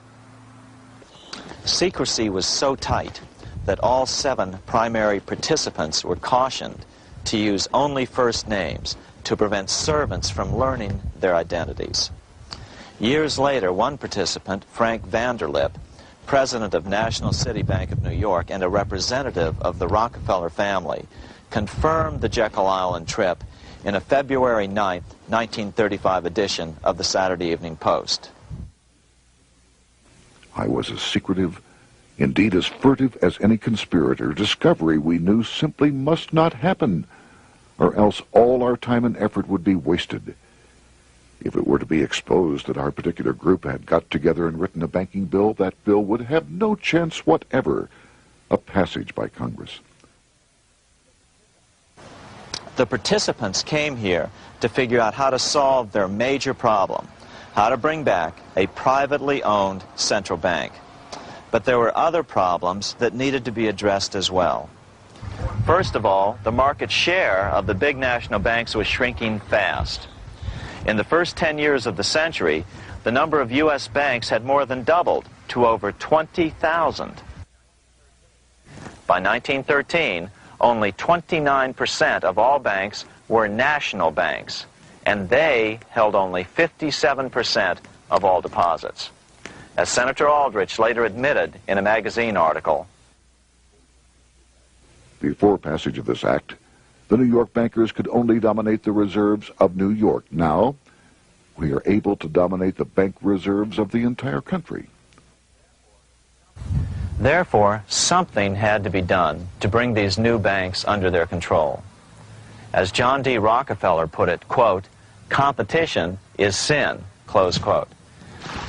Secondly, the nation's economy was so strong that corporations were starting to finance their expansions out of profits instead of taking out huge loans from large banks. In the first 10 years of the new century, 70% of corporate funding came from profits. In other words, American industry was becoming independent of the money changers, and that trend had to be stopped. All the participants knew that these problems could be hammered out into a workable solution, but perhaps their biggest problem was a public relations problem, the name of the new bank. That discussion took place right here in this room, one of the many conference rooms in this sprawling hotel, today known as the Jekyll Island Club Hotel. Aldrich believed that the word bank should not even appear in the name. Warburg wanted to call the legislation the National Reserve Bill or the Federal Reserve Bill. The idea here was to give the impression that the purpose of the new central bank was to stop bank runs, but also to conceal its monopoly character. However, it was Aldrich, the egotistical politician, who insisted it be called the Aldrich Bill. After 9 days at Jekyll Island, the group dispersed. The new central bank would be very similar to the old Bank of the United States. It would be given a monopoly over U.S. currency and create that money out of nothing. How does the Fed create money out of nothing? It's a four-step process. But first, a word on bonds. Bonds are simply promises to pay, or government IOUs. People buy bonds to get a secure rate of interest. At the end of the term of the bond, the government repays the bond plus interest, and the bond is destroyed. There are about $3.6 trillion worth of these loans or bonds at present. Now here's the Fed money-making process. Step 1. The Federal Open Market Committee approves the purchase of U.S. bonds on the open market. Step 2. The bonds are purchased by the Fed from whoever is offering them for sale on the open market. Step 3. The Fed pays for the bonds with electronic credits to the seller's bank, which in turn credits the seller's bank account. The trick is that these credits are based on nothing. The Fed just creates them. Step 4. The banks use these deposits as reserves. They can loan out over 10 times the amount of their reserves to new borrowers, all at interest. In this way, a Fed purchase of, say, $1 million worth of bonds gets turned into over $10 million in bank accounts. The Fed, in effect, creates 10% of this totally new money, and the banks create the other 90%. To reduce the amount of money in the economy, the process is just reversed. The Fed sells bonds to the public, and the money flows out of the purchaser's local bank. Loans must be reduced by 10 times the amount of the sale. So, a Fed sale of $1 million in bonds results in $10 million less money in the economy.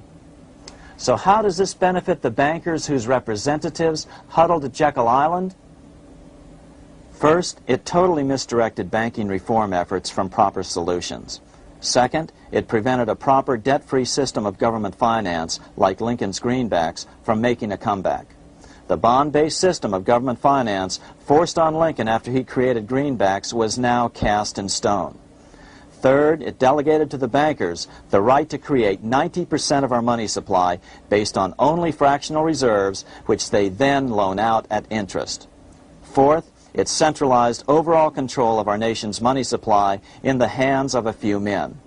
Fifth, it established a central bank with a high degree of independence from effective political control.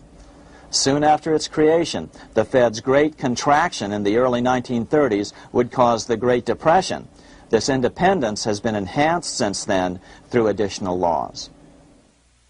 In order to fool the public into thinking the government retained control, the plan called for the Fed to be run by a board of governors appointed by the President and approved by the Senate.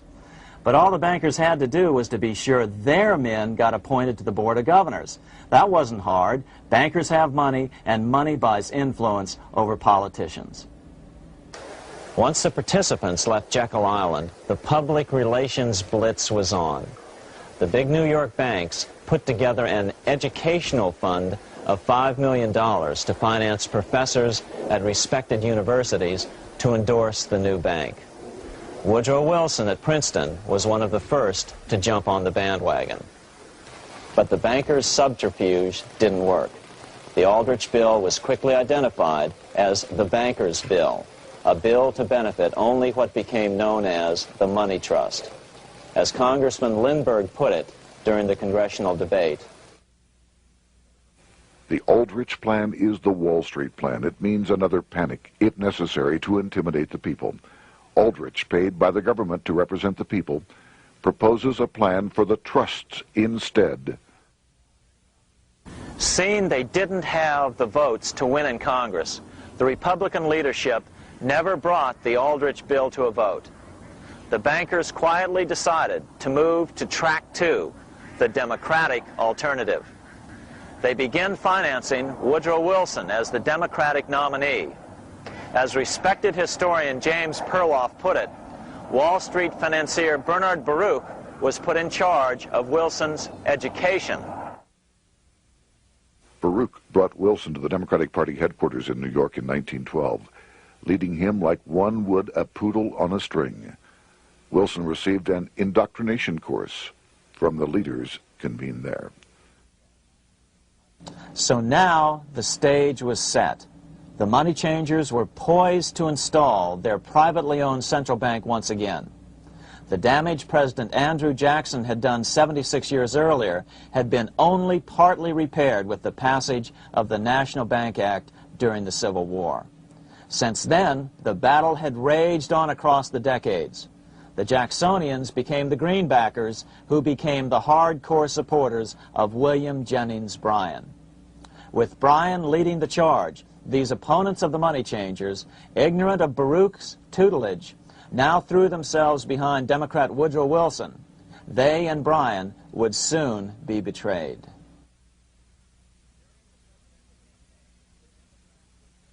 During the presidential campaign, the Democrats were careful to pretend to oppose the Aldrich bill.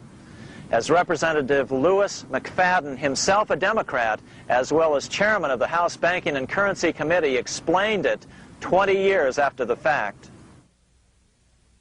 The Aldrich bill was condemned in the platform.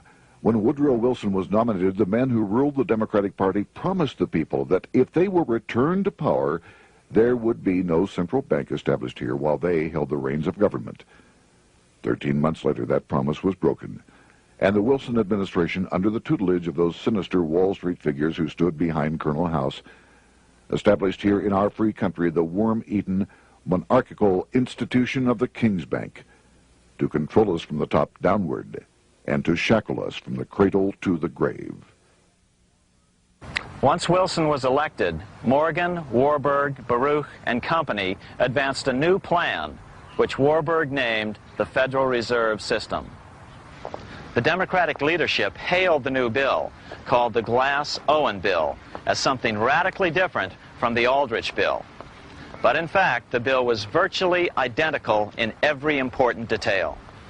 In fact, so vehement were the Democratic denials of similarity that Paul Warburg, the father of both bills, had to step in to reassure his paid friends in Congress that the two bills were virtually identical. Brushing aside the external differences affecting the shells, we find the kernels of the two systems very closely resembling and related to one another. But that admission was for private consumption only. Publicly, the money trust trotted out Senator Aldrich and Frank Vanderlip, the president of Rockefeller's National City Bank of New York and one of the Jekyll Island 7, to oppose the new Federal Reserve System. Years later, however, Vanderlip admitted in the Saturday Evening Post that the two measures were virtually identical. Although the Aldrich Federal Reserve Plan was defeated when it bore the name Aldrich, nevertheless, its essential points were all contained in the plan that finally was adopted. As Congress neared a vote, they called Ohio attorney Alfred Crozier to testify. Crozier noted the similarities between the Aldrich bill and the Glass-Owen bill.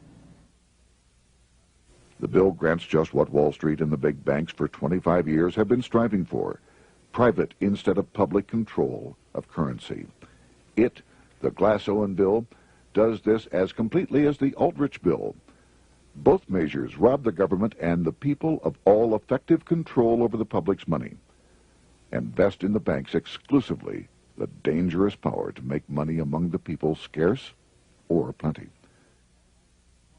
During the debate on the measure, senators complained that the big banks were using their financial muscle to influence the outcome.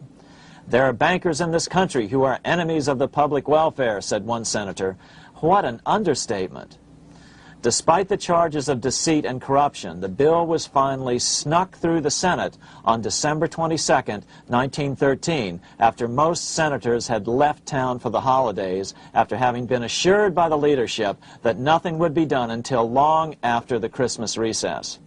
On the day the bill was passed, Congressman Lindbergh prophetically warned his countrymen that this act establishes the most gigantic trust on earth. When the president signs this bill, the invisible government by the monetary power will be legalized. The people may not know it immediately, but the day of reckoning is only a few years removed. The worst legislative crime of the ages is perpetrated by this banking bill. On top of all this, only weeks earlier, Congress had finally passed a bill legalizing income tax. Why was the income tax law important? Because bankers finally had in place a system which would run up a virtually unlimited federal debt. How would the interest on this debt be repaid? Never mind the principal. Remember, a privately owned central bank creates the principal out of nothing. The federal government was small then. Up to then, it had subsisted merely on tariffs and excise taxes. No, just as with the Bank of England, the interest payments had to be guaranteed by direct taxation of the people. The money changers knew that if they had to rely on contributions from the states, eventually the individual state legislatures would revolt and either refuse to pay the interest on their own money or at least bring political pressure to bear to keep the debt small. It is interesting to note that in 1895, the Supreme Court had found a similar income tax law to be unconstitutional. The Supreme Court even found a corporate income tax law unconstitutional in 1909. As a result, Senator Aldrich hustled a bill for a constitutional amendment allowing income tax through the Congress. The proposed 16th Amendment to the Constitution was then sent to the state legislatures for approval. But some critics claim that the 16th Amendment was never ratified by the necessary 3/4 of the states. In other words, the 16th Amendment may not be legal. But the money changers were in no mood to debate the fine points. By October of 1913, Senator Aldrich had hustled the income tax bill through Congress. Without the power to tax the people directly and bypass the states, the Federal Reserve Bill would be far less useful to those who wanted to drive America deeply into their debt. A year after the passage of the Federal Reserve Bill, Congressman Lindbergh explained how the Fed created what we have come to call the business cycle and how they use it to their advantage. To cause high prices, all the Federal Reserve Board will do will be to lower the rediscount rate, producing an expansion of credit and a rising stock market. Then, when businessmen are adjusted to these conditions, it can check prosperity in mid-career by arbitrarily raising the rate of interest. It can cause the pendulum of a rising and falling market to swing gently back and forth by slight changes in the discount rate, or cause violent fluctuations by a greater rate variation.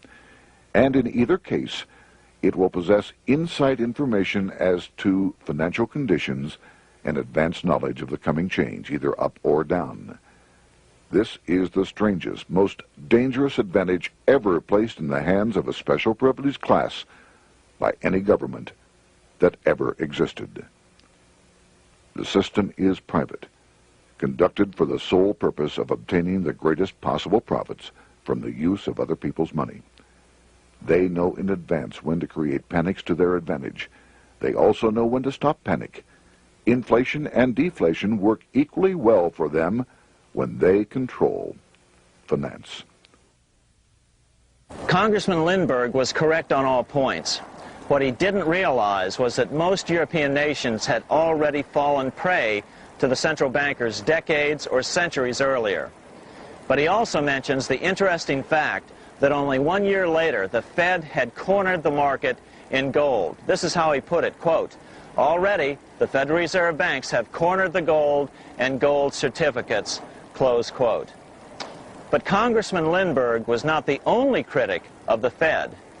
Congressman Lewis McFadden, the chairman of the House Banking and Currency Committee from 1920 to 1931, remarked that the Federal Reserve Act brought about a superstate controlled by international bankers and international industrialists acting together to enslave the world for their own pleasure. Notice how McFadden saw the international character of the stockholders of the Federal Reserve. Another chairman of the House Banking and Currency Committee in the 1960s, Wright Patman from Texas, put it this way. In the United States today, we have in effect two governments.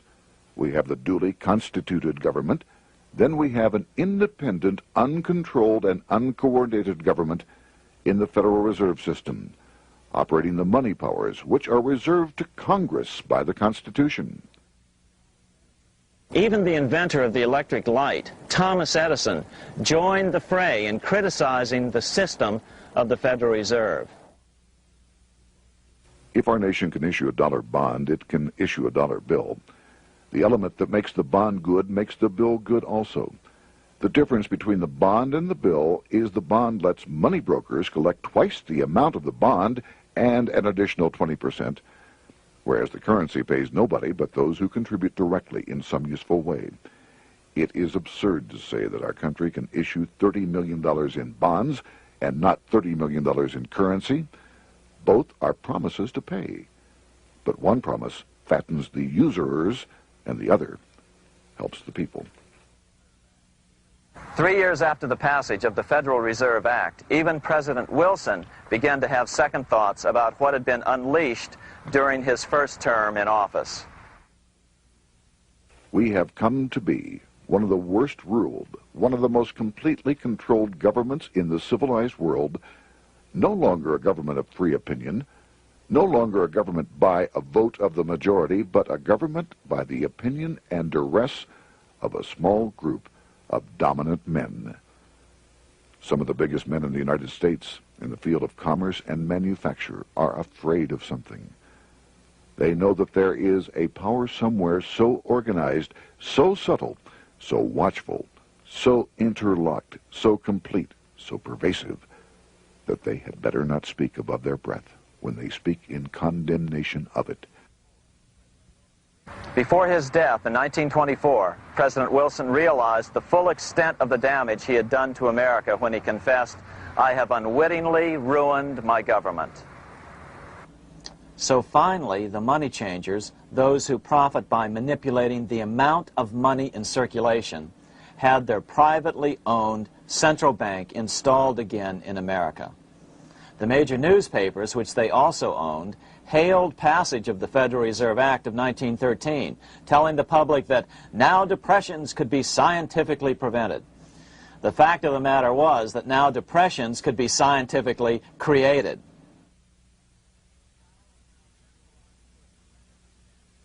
Power was now centralized to a tremendous extent. Now it was time for a war, a really big war. In fact, the First World War. Of course, to the central bankers, the political issues of war don't matter nearly as much as the profit potential, and nothing creates debts like warfare. England was the best example at that time. During the 119-year period between the founding of the Bank of England and Napoleon's defeat at Waterloo, England had been at war for 56 years, and much of the remaining time she'd been preparing for war. In World War I, the German Rothschilds loaned money to the Germans, the British Rothschilds loaned money to the British, and the French Rothschilds loaned money to the French. In America, J.P. Morgan was the sales agent for war materials to both the British and the French. In fact, 6 months into the war, Morgan became the largest consumer on earth, spending $10 million a day. His offices here at 23 Wall Street were mobbed by brokers and salesmen trying to cut a deal. In fact, it got so bad that the bank had to post guards at every door and at the partners' homes as well. Many other New York bankers made out as well from the war. President Wilson appointed Bernard Baruch to head the War Industries Board. According to historian James Perloff, both Baruch and the Rockefellers profited by some $200 million during the war. But profits were not the only motive. There was also revenge. The money changers never forgave the czars for their support of Lincoln during the Civil War. Also, Russia was the last major European nation to refuse to give in to the privately owned central bank scheme. 3 years after World War I broke out, the Russian Revolution toppled the Tsar and installed the scourge of communism. Jacob Schiff of Kuhn Loeb and Company bragged from his deathbed that he had spent $20 million towards the defeat of the Tsar. Money was funneled from England to support the revolution as well. Why would some of the richest men in the world financially back communism, the system that was openly vowing to destroy the so-called capitalism that made them wealthy? Researcher Gary Allen explained it this way. If one understands that socialism is not a share the wealth program, but is in reality a method to consolidate and control the wealth, then the seeming paradox of super-rich men promoting socialism becomes no paradox at all. Instead, it becomes logical, even the perfect tool of power-seeking megalomaniacs. Communism, or more accurately socialism, is not a movement of the downtrodden masses, but of the economic elite. As W. Cleon Skousen put it, In his 1970 book, The Naked Capitalist, Power from any source tends to create an appetite for additional power.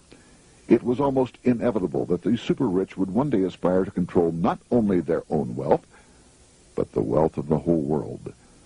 To achieve this, they were perfectly willing to feed the ambitions of the power-hungry political conspirators who were committed to the overthrow of all existing governments and the establishments of a central worldwide dictatorship.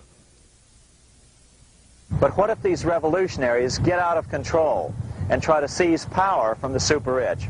After all, it was Mao Zedong who in 1938 stated his position concerning power. Political power grows out of the barrel of a gun. The Wall Street, London axis elected to take the risk. The master planners attempted to control revolutionary communist groups by feeding them vast quantities of money when they obeyed, and contracting their money supply, or even financing their opposition if they got out of control. Lenin began to understand that although he was the absolute dictator of the new Soviet Union, he was not pulling the financial strings. Someone else was silently in control. The state does not function as we desired. The car does not obey. A man is at the wheel and seems to lead it, but the car does not drive in the desired direction. It moves as another force wishes.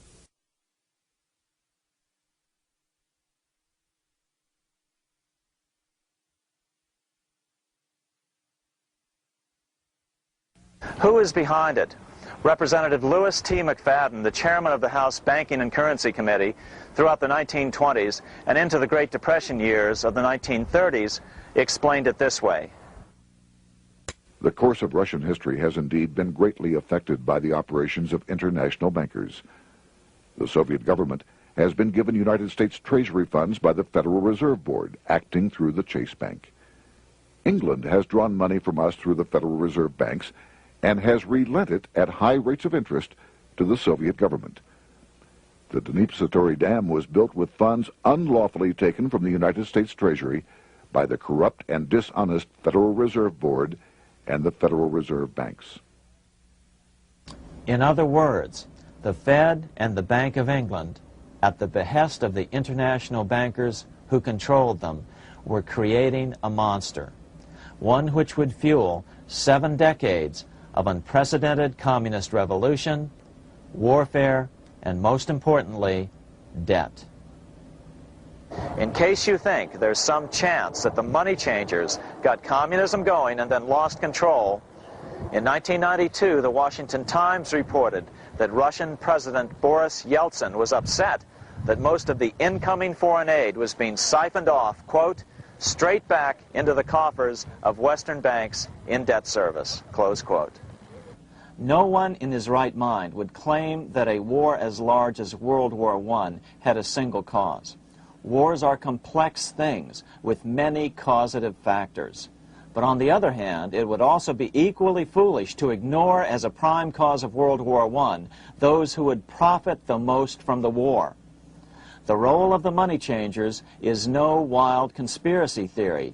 They had a motive, a short-ranged, self-serving motive, as well as a long-range political motive of advancing totalitarian governments, with the money changers maintaining the financial clout to control whatever politician might emerge as the leader.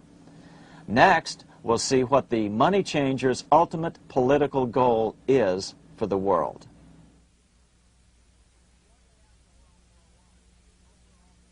Shortly after World War I, the overall political agenda of the money changers began to be clear.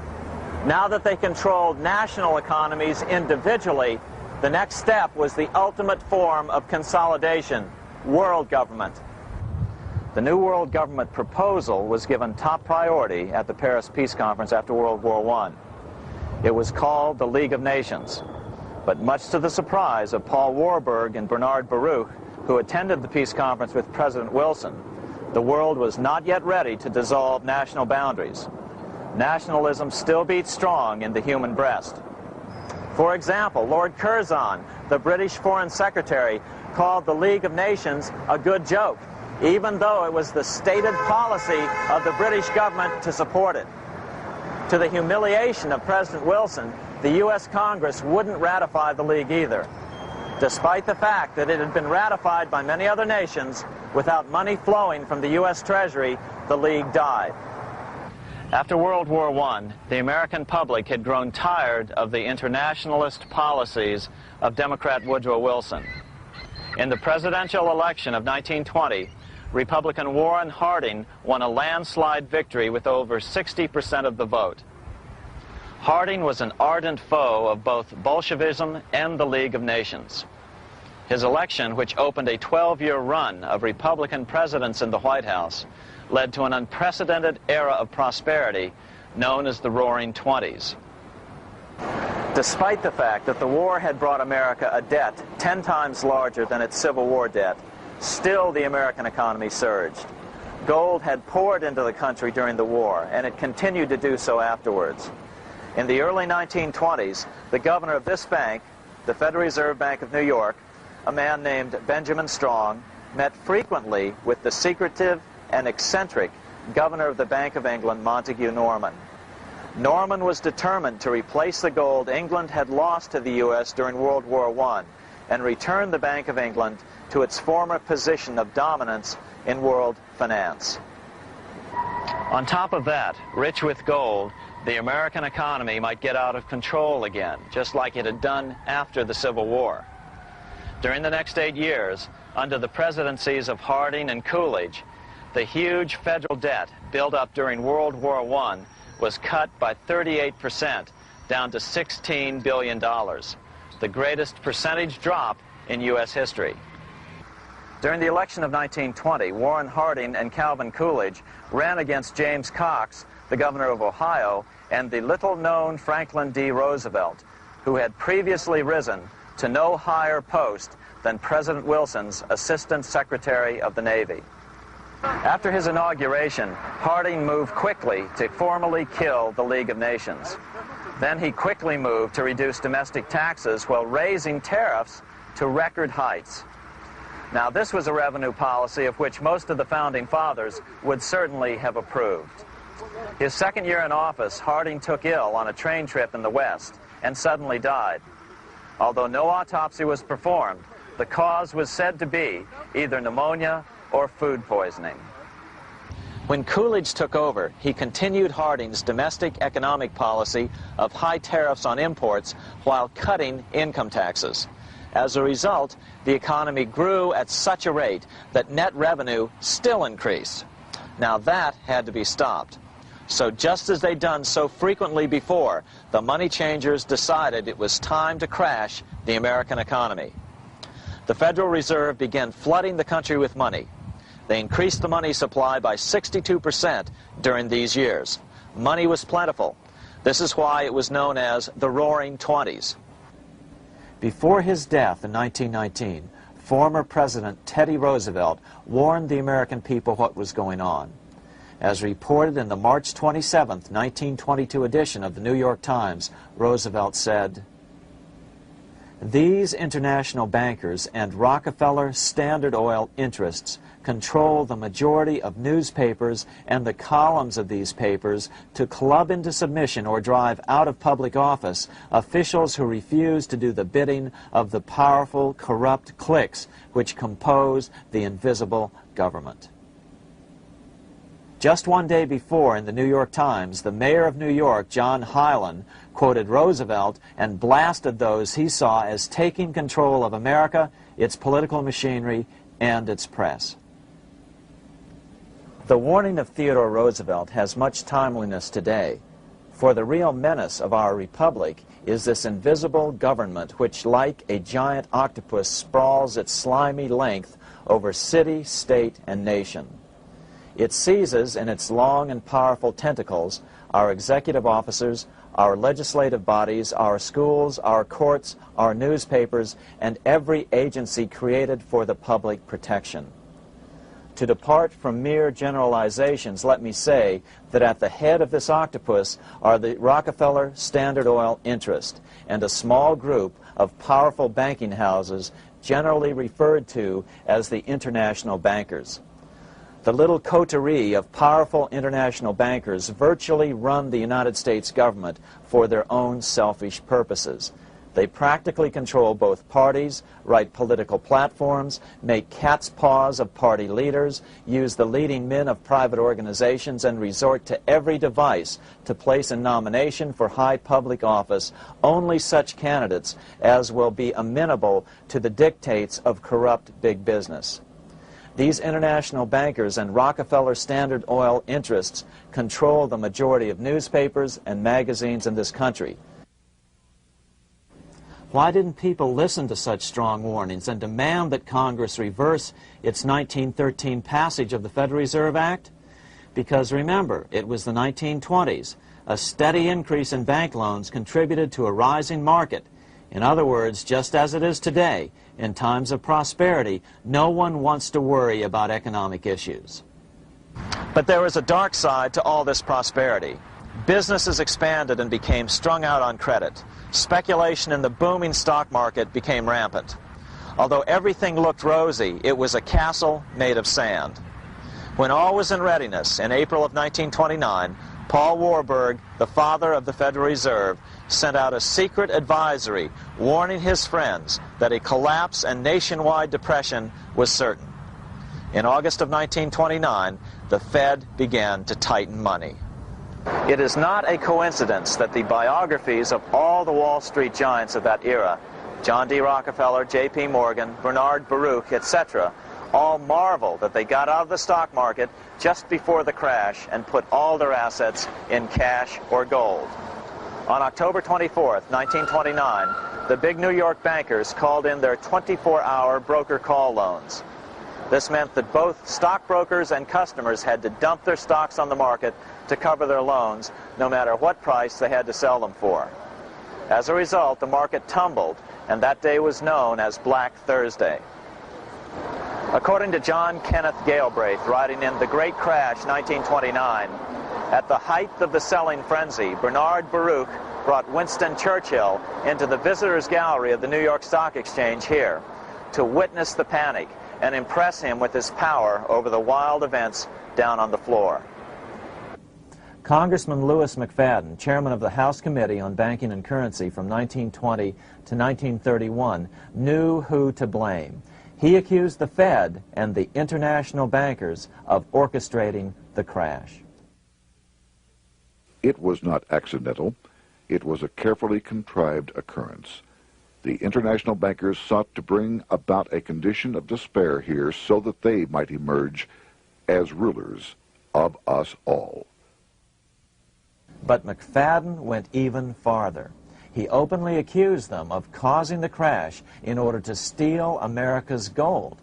In February 1931, in the midst of the Depression, he put it this way. I think it can hardly be disputed that the statesmen and financiers of Europe are ready to take almost any means to reacquire rapidly the gold stock which Europe lost to America as the result of World War I. Curtis Dahl, a broker for Lehman Brothers, was on the floor of the New York Stock Exchange the day of the crash. In his 1970 book, FDR, My Exploited Father-in-Law, he explained that the crash was triggered by the planned sudden shortage of call money in the New York money market. Actually, it was the calculated shearing of the public by the world money powers triggered by the planned sudden shortage of call money in the New York money market. Within a few weeks, $3 billion of wealth simply seemed to vanish. Within a year, $40 billion had been lost. But did it really disappear? Or was it simply consolidated in fewer hands? And what did the Federal Reserve do? Instead of moving to help the economy out by quickly lowering interest rates to stimulate the economy, the Fed continued to brutally contract the money supply further, deepening the Depression. Between 1929 and 1933, the Fed reduced the money supply by an additional 33%. Although most Americans have never heard that the Fed was the cause of the Depression, this is well known among top economists. Milton Friedman, the Nobel Prize-winning economist, now of Stanford University, said the same thing in a National Public Radio interview in January of 1996. The Federal Reserve definitely caused the Great Depression by contracting the amount of currency in circulation by 1/3 from 1929 to 1933. But the money lost by most Americans during the Depression didn't just vanish. It was just redistributed into the hands of those who had gotten out just before the crash and had purchased gold, which is always a safe place to put your money just before a depression. But America's money also went overseas. Incredibly, as President Hoover was heroically trying to rescue banks and prop up businesses, with millions of Americans starving as the Great Depression deepened, millions of dollars were being spent rebuilding Germany from damage sustained during World War I. 8 years before Hitler would invade Poland, Representative Louis McFadden, chairman of the House Banking and Currency Committee, warned Congress that Americans were paying for Hitler's rise to power. After World War I, Germany fell into the hands of the German international bankers. Those bankers bought her, and they now own her lock, stock, and barrel. They have purchased her industries, they have mortgages on her soil, they control her production, they control all her public utilities. The international German bankers have subsidized the present government of Germany, and they have also supplied every dollar of the money Adolf Hitler has used in his lavish campaign to build up a threat to the government of Brüning. When Brüning fails to obey the orders of the German international bankers, Hitler is brought forth to scare the Germans into submission. Through the Federal Reserve Board, over $30 billion of American money has been pumped into Germany. You have all heard of the spending that's taken place in Germany. Modernistic dwellings, her great planetariums, her gymnasiums, her swimming pools, her fine public highways, her perfect factories. All this was done on our money. All this was given to Germany through the Federal Reserve Board. The Federal Reserve Board has pumped so many billions of dollars into Germany that they dare not name the total. Franklin D. Roosevelt was swept into office during the 1932 presidential election. Once Roosevelt was in office, however, sweeping emergency banking measures were immediately announced, which did nothing but increase the Fed's power over the money supply. Then, and only then, did the Fed finally begin to loosen the purse strings and feed new money out to the starving American people. At first, Roosevelt railed against the money changers as being the cause of the Depression. Believe it or not, this is what he said on March 4th, 1933, in his inaugural address. Practices of the unscrupulous money changers stand indicted in the court of public opinion, rejected by the hearts and minds of men. The money changers have fled from their high seats in the temple of our civilization. But 2 days later, Roosevelt declared a bank holiday and closed all banks. Later that year, Roosevelt outlawed private ownership of all gold bullion and all gold coins with the exception of rare coins. Most of the gold in the hands of the average American was in the form of gold coins. The new decree was, in effect, a confiscation.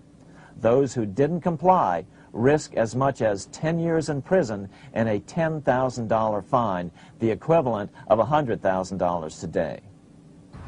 Out in small-town America, some people didn't trust Roosevelt's order. Many were torn between keeping their hard-earned wealth or obeying the government.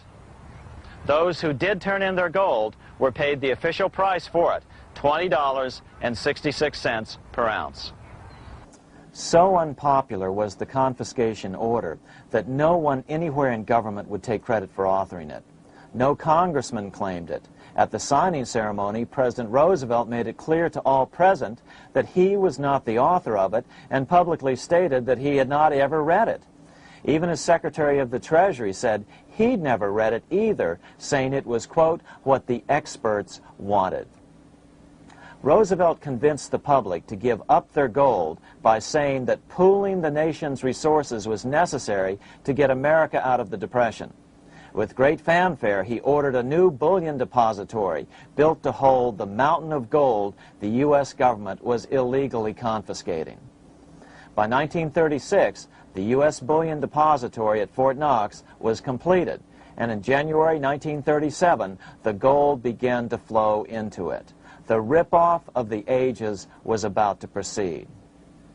In 1935, once the gold had all been turned in, the official price of gold was suddenly raised to $35 per ounce.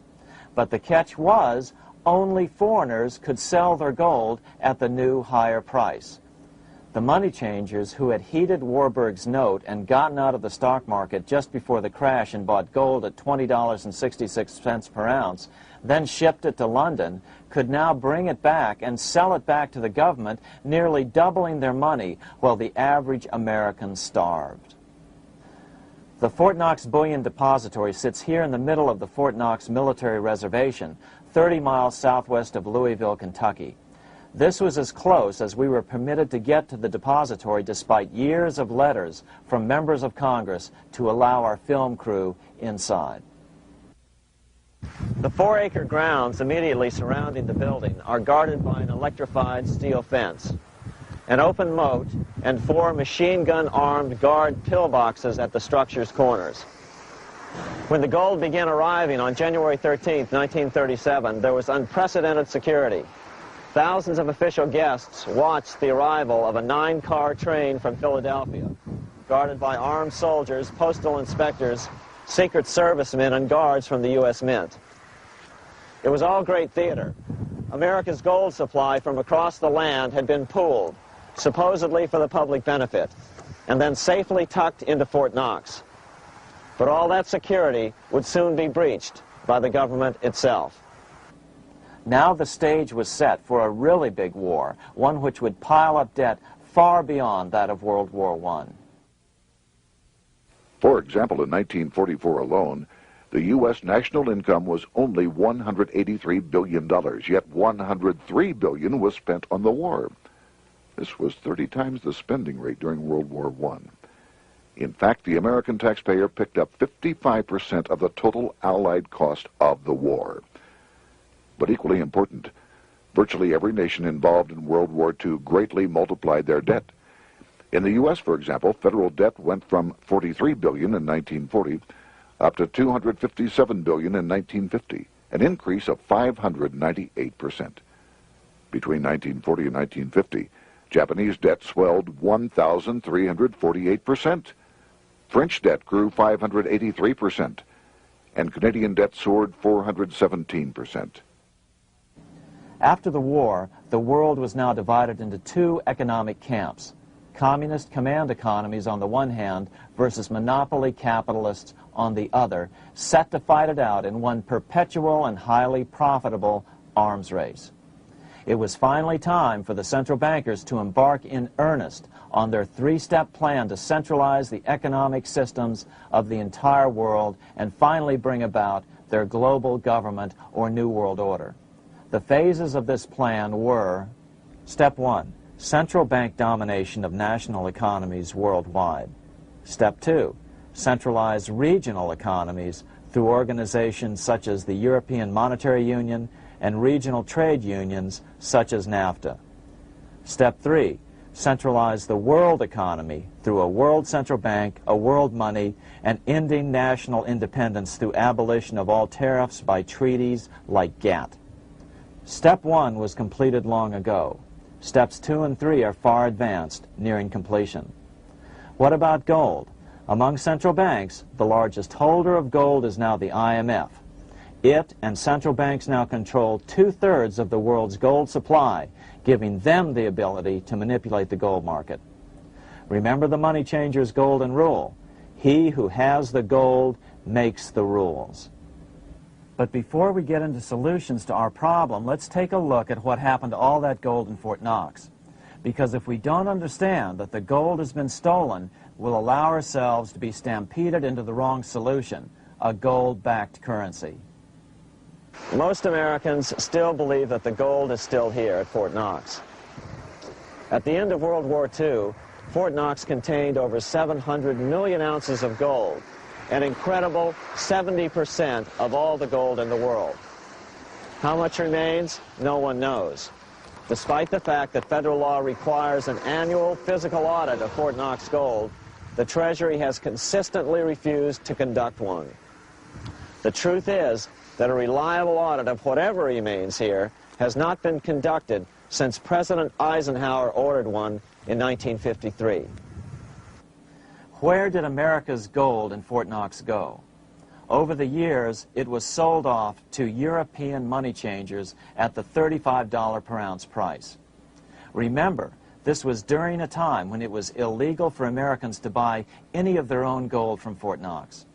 In fact, there was a very infamous case where the Firestone family set up a string of dummy corporations to purchase Fort Knox gold and keep it in Switzerland, never hitting U.S. shores.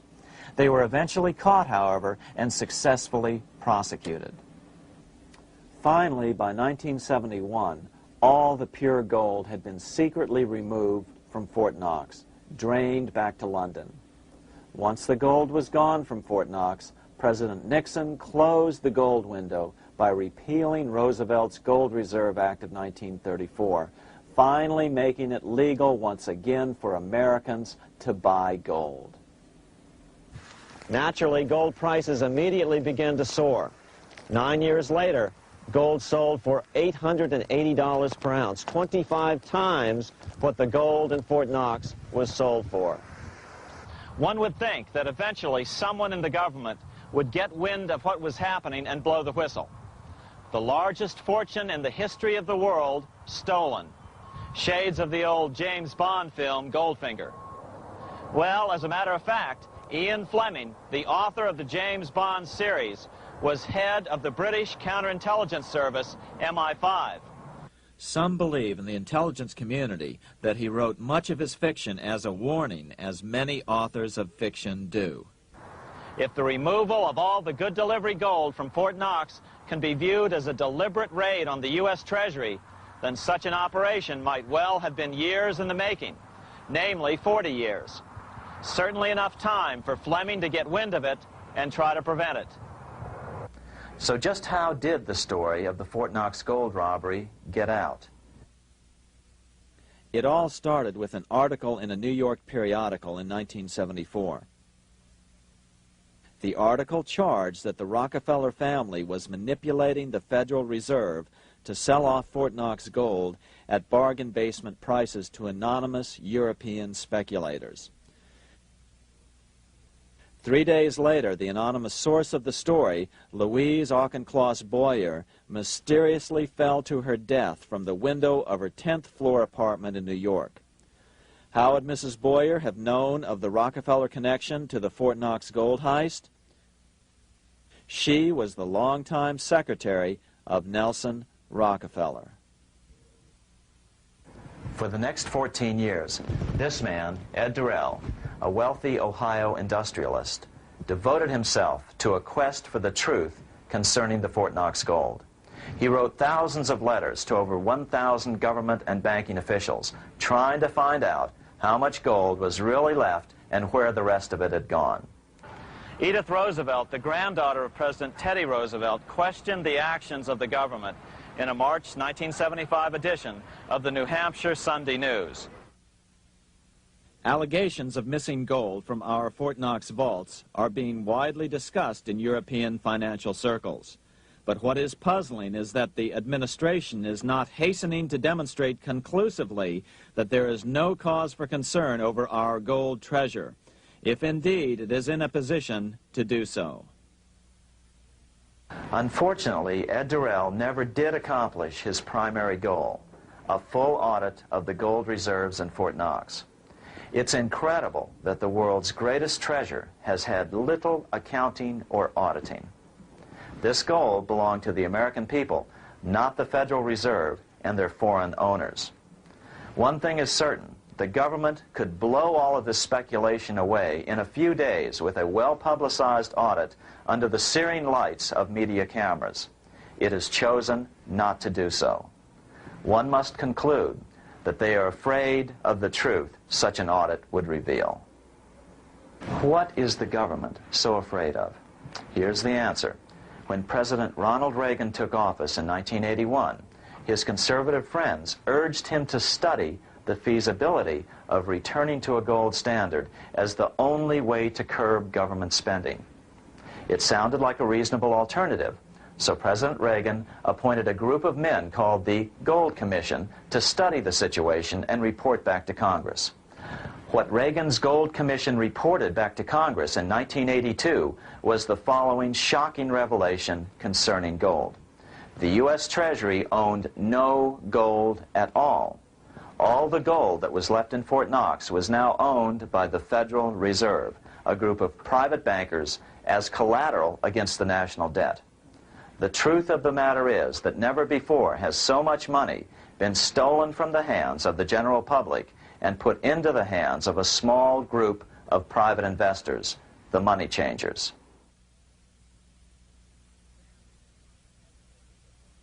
I'm standing in front of the headquarters of the International Monetary Fund located in Washington, D.C.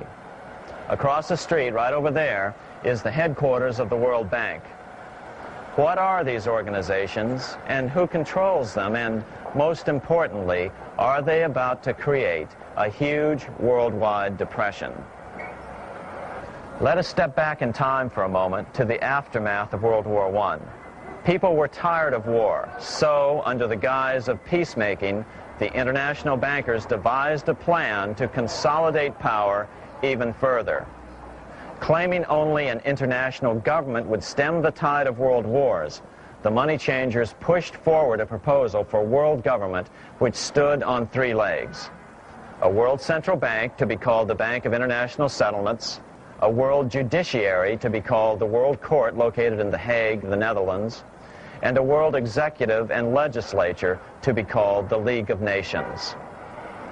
As President Clinton's mentor, Georgetown historian Carroll Quigley wrote in his 1966 book, Tragedy and Hope,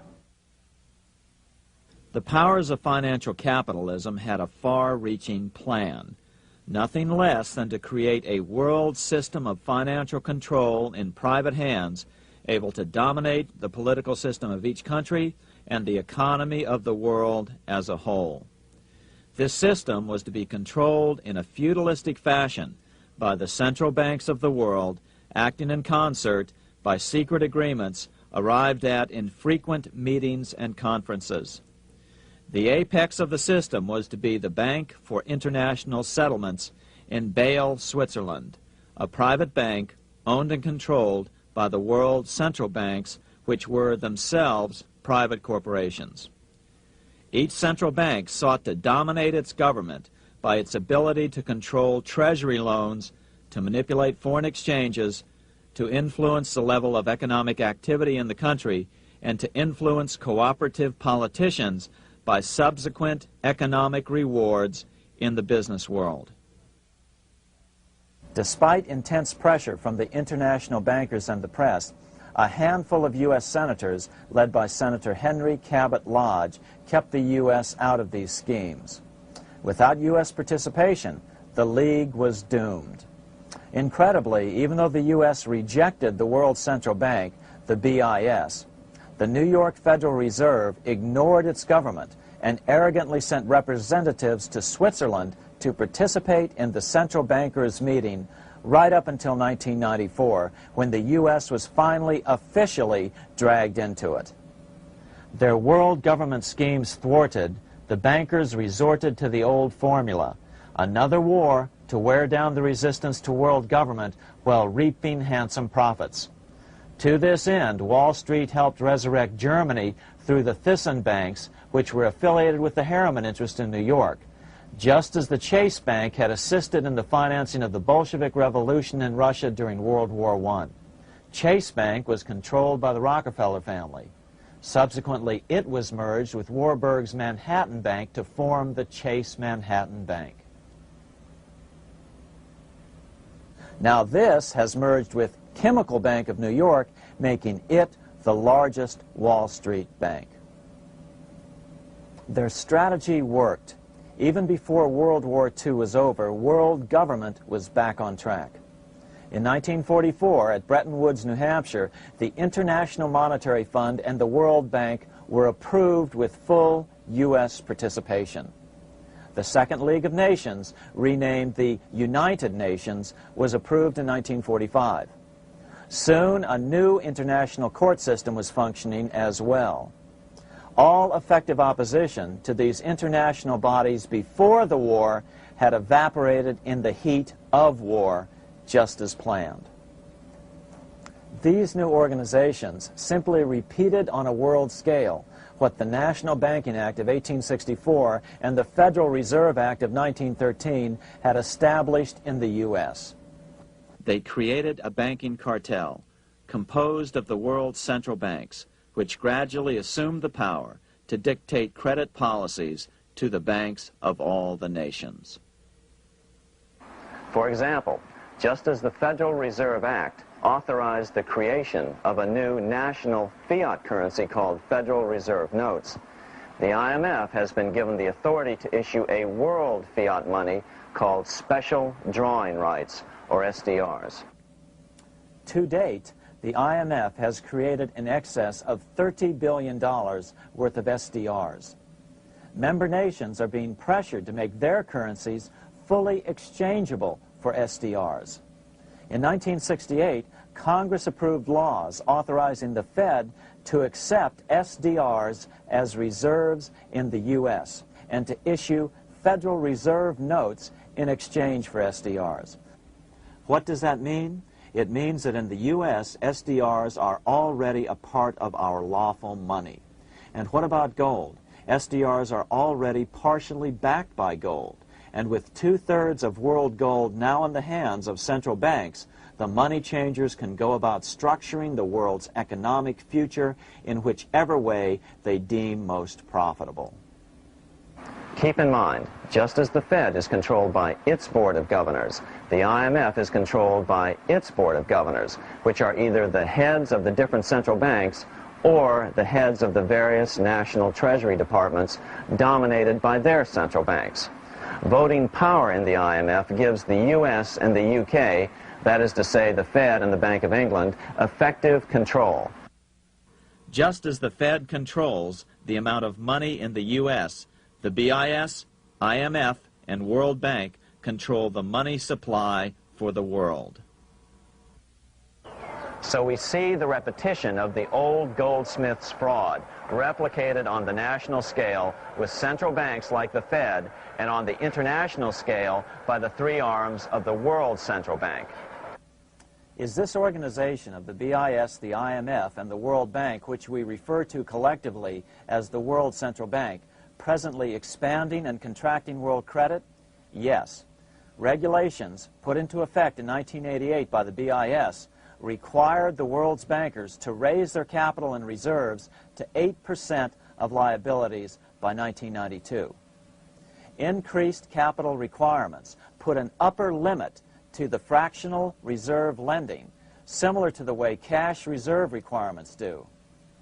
What has this seemingly insignificant regulation made in a Swiss city 8 years ago meant to the world? It means our banks cannot loan more and more money to buy more and more time before the next depression, as a maximum loan ratio is now set. It means those nations with the lowest bank reserves in their systems have already felt the terrible effects of this credit contraction as their banks scrambled to raise money to increase their reserves to 8%. To raise the money, they had to sell stocks, which depressed their stock markets and began the depression first in their countries. Japan, which in 1988 had among the lowest capital and reserve requirements, and thus was the most affected by the regulation, has experienced a financial crash which began almost immediately in 1989, which has wiped out a staggering 50% of the value of its stock market since 1990 and 60% of the value of its commercial real estate. The Bank of Japan has lowered its interest rates to 1/2 of 1%, practically giving away money to resurrect the economy, but still the Depression worsens. Due to the $20 billion U.S. bailout of Mexico, the financial collapse in that nation is already known here. Yet despite the bailout, the economy continues to be a disaster. One huge debt after another is rolled over as new loans are being made simply to enable Mexico to pay the interest on the old loans. In the south of Mexico, the poor have been in open revolt as every spare peso is being siphoned out of the country to make interest payments. It is important to note that a radical transfer of power is taking place as nations become subservient to a supranational world central bank controlled by a handful of the world's richest bankers. As the IMF creates more and more SDRs by the stroke of a pen on IMF ledgers, more and more nations borrow them to pay interest on their mounting debts and gradually fall under the control of the faceless bureaucrats of the World Central Bank. As the worldwide depression worsens and spreads, this will give the World Central Bank the power of economic life and death over these nations. It will decide which nations will be permitted to receive further loans and which nations will starve. Despite all the rhetoric about development and the alleviation of poverty, the result is a steady transfer of wealth from the debtor nations to the money changers' central banks which control the IMF and the World Bank. For example, in 1992, the Third World debtor nations, which borrowed from the World Bank, paid $198 million more to the central banks of the developed nations for World Bank-funded purposes than they received from the World Bank. All this increases their permanent debt in exchange for temporary relief of poverty caused by prior borrowings. Already, these repayments exceed the amount of the new loans. By 1992, Africa's external debt had reached $290 billion, 2.5 times greater than in 1980, resulting in skyrocketing infant mortality rates and unemployment, deterioration of schools, housing, and the general health of the people. The entire world faces the immeasurable suffering already destroying the Third World and now Japan, all for the benefit of the money changers. As one prominent Brazilian politician put it, "The Third World War has already started. It is a silent war, not for that reason any less sinister. The war is tearing down Brazil, Latin America, and practically all the Third World. Instead of soldiers dying, there are children. It is a war over the Third World debt, one which has as its main weapon interest, a weapon more deadly than the atom bomb, more shattering than a laser beam."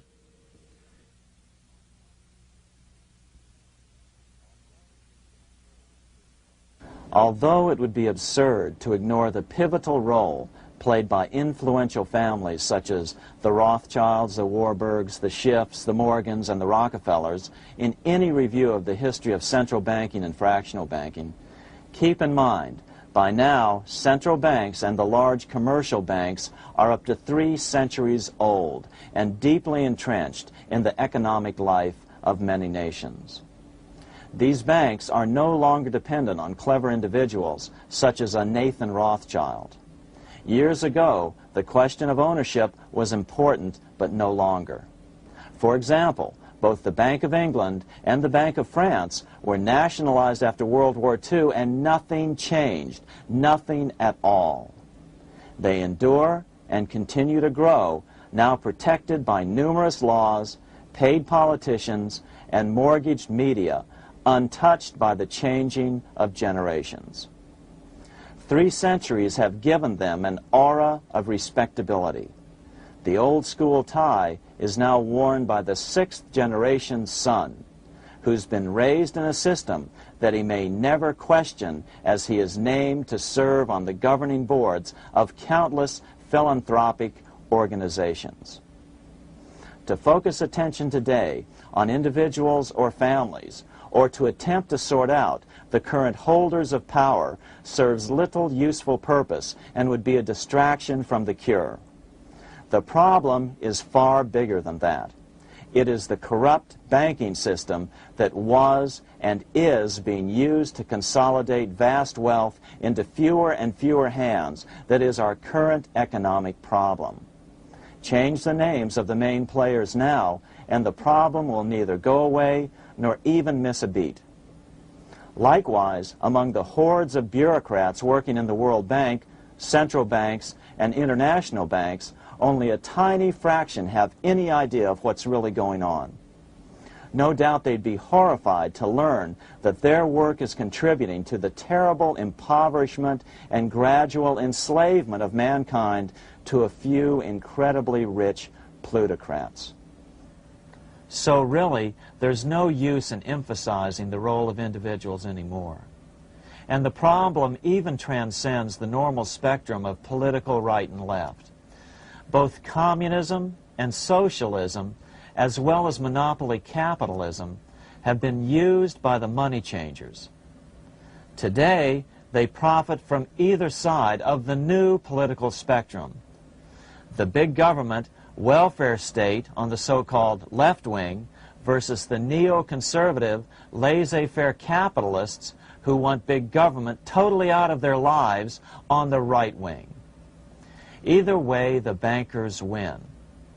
Monetary reform is the most important political issue facing this nation. That clarified, let's proceed to the conclusions in the spirit Lincoln declared, with malice towards none, with charity towards all. At the start of this video, we ask a number of troubling questions.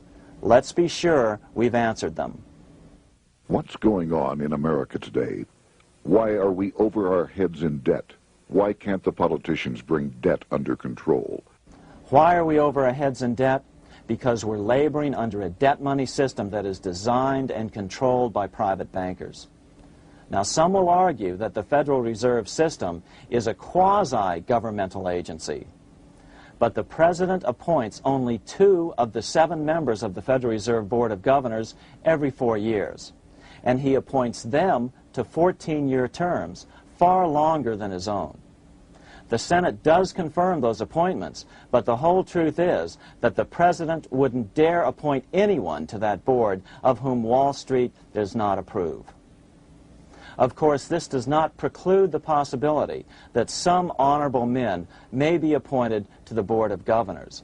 But the fact is that the Fed is specifically designed to operate independently of our government, as are nearly all other central banks.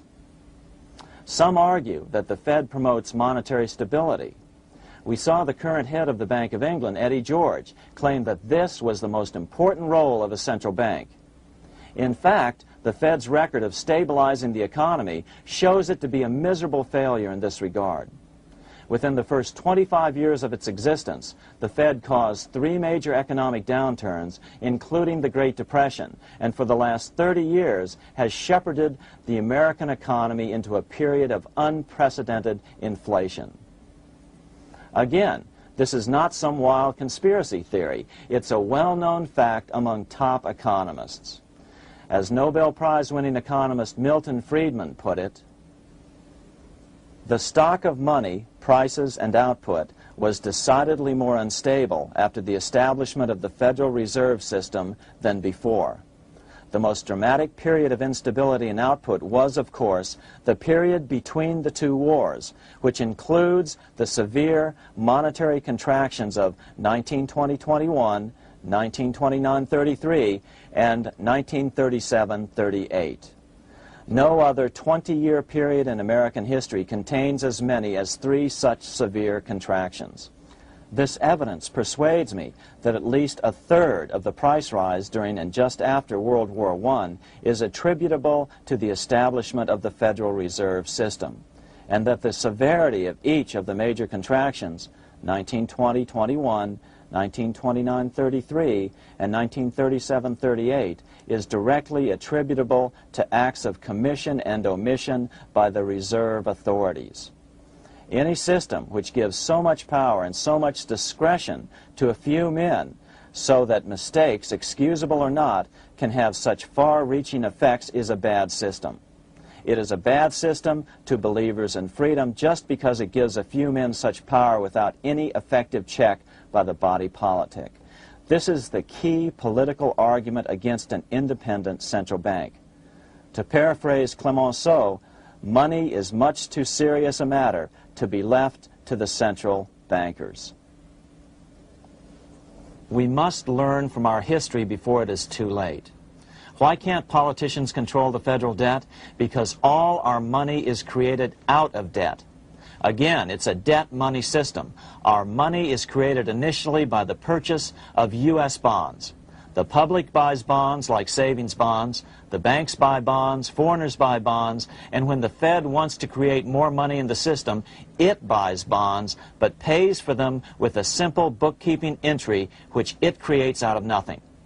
Then this new money created by the Fed is multiplied by a factor of 10 by the banks thanks to the fractional reserve principle. So although the banks don't create currency, they do create checkbook money or deposits by making new loans. They even invest some of this created money. In fact, over $1 trillion of this privately created money has been used to purchase U.S. bonds on the open market, which provides the banks with roughly $50 billion in interest, risk-free, each year, less the interest they pay to some depositors. In this way, through fractional reserve lending, banks create over 90% of the money and therefore cause over 90% of our inflation. What can we do about all this? Fortunately, there's a way to fix the problem fairly easily, speedily, and without any serious financial problems. We can get our country totally out of debt in 1 to 2 years by simply paying off these U.S. bonds with debt-free U.S. notes, just like Lincoln issued. Of course, that by itself would create tremendous inflation, since our currency is presently multiplied by the fractional reserve banking system. But here's the ingenious solution, advanced in part by Milton Friedman, to keep the money supply stable and avoid inflation and deflation while the debt is retired. As the Treasury buys up its bonds on the open market with U.S. notes, the reserve requirements of your hometown local bank will be proportionally raised, so the amount of money in circulation remains constant. As those holding bonds are paid off in U.S. notes, they will deposit this money, thus making available the currency then needed by the banks to increase their reserves. Once all the U.S. bonds are replaced with U.S. notes, banks will be at 100% reserve banking instead of the fractional reserve system currently in use. From this point on, the former Fed buildings will only be needed as a central clearinghouse for checks and as vaults for U.S. notes. The Federal Reserve Act will no longer be necessary and could be repealed.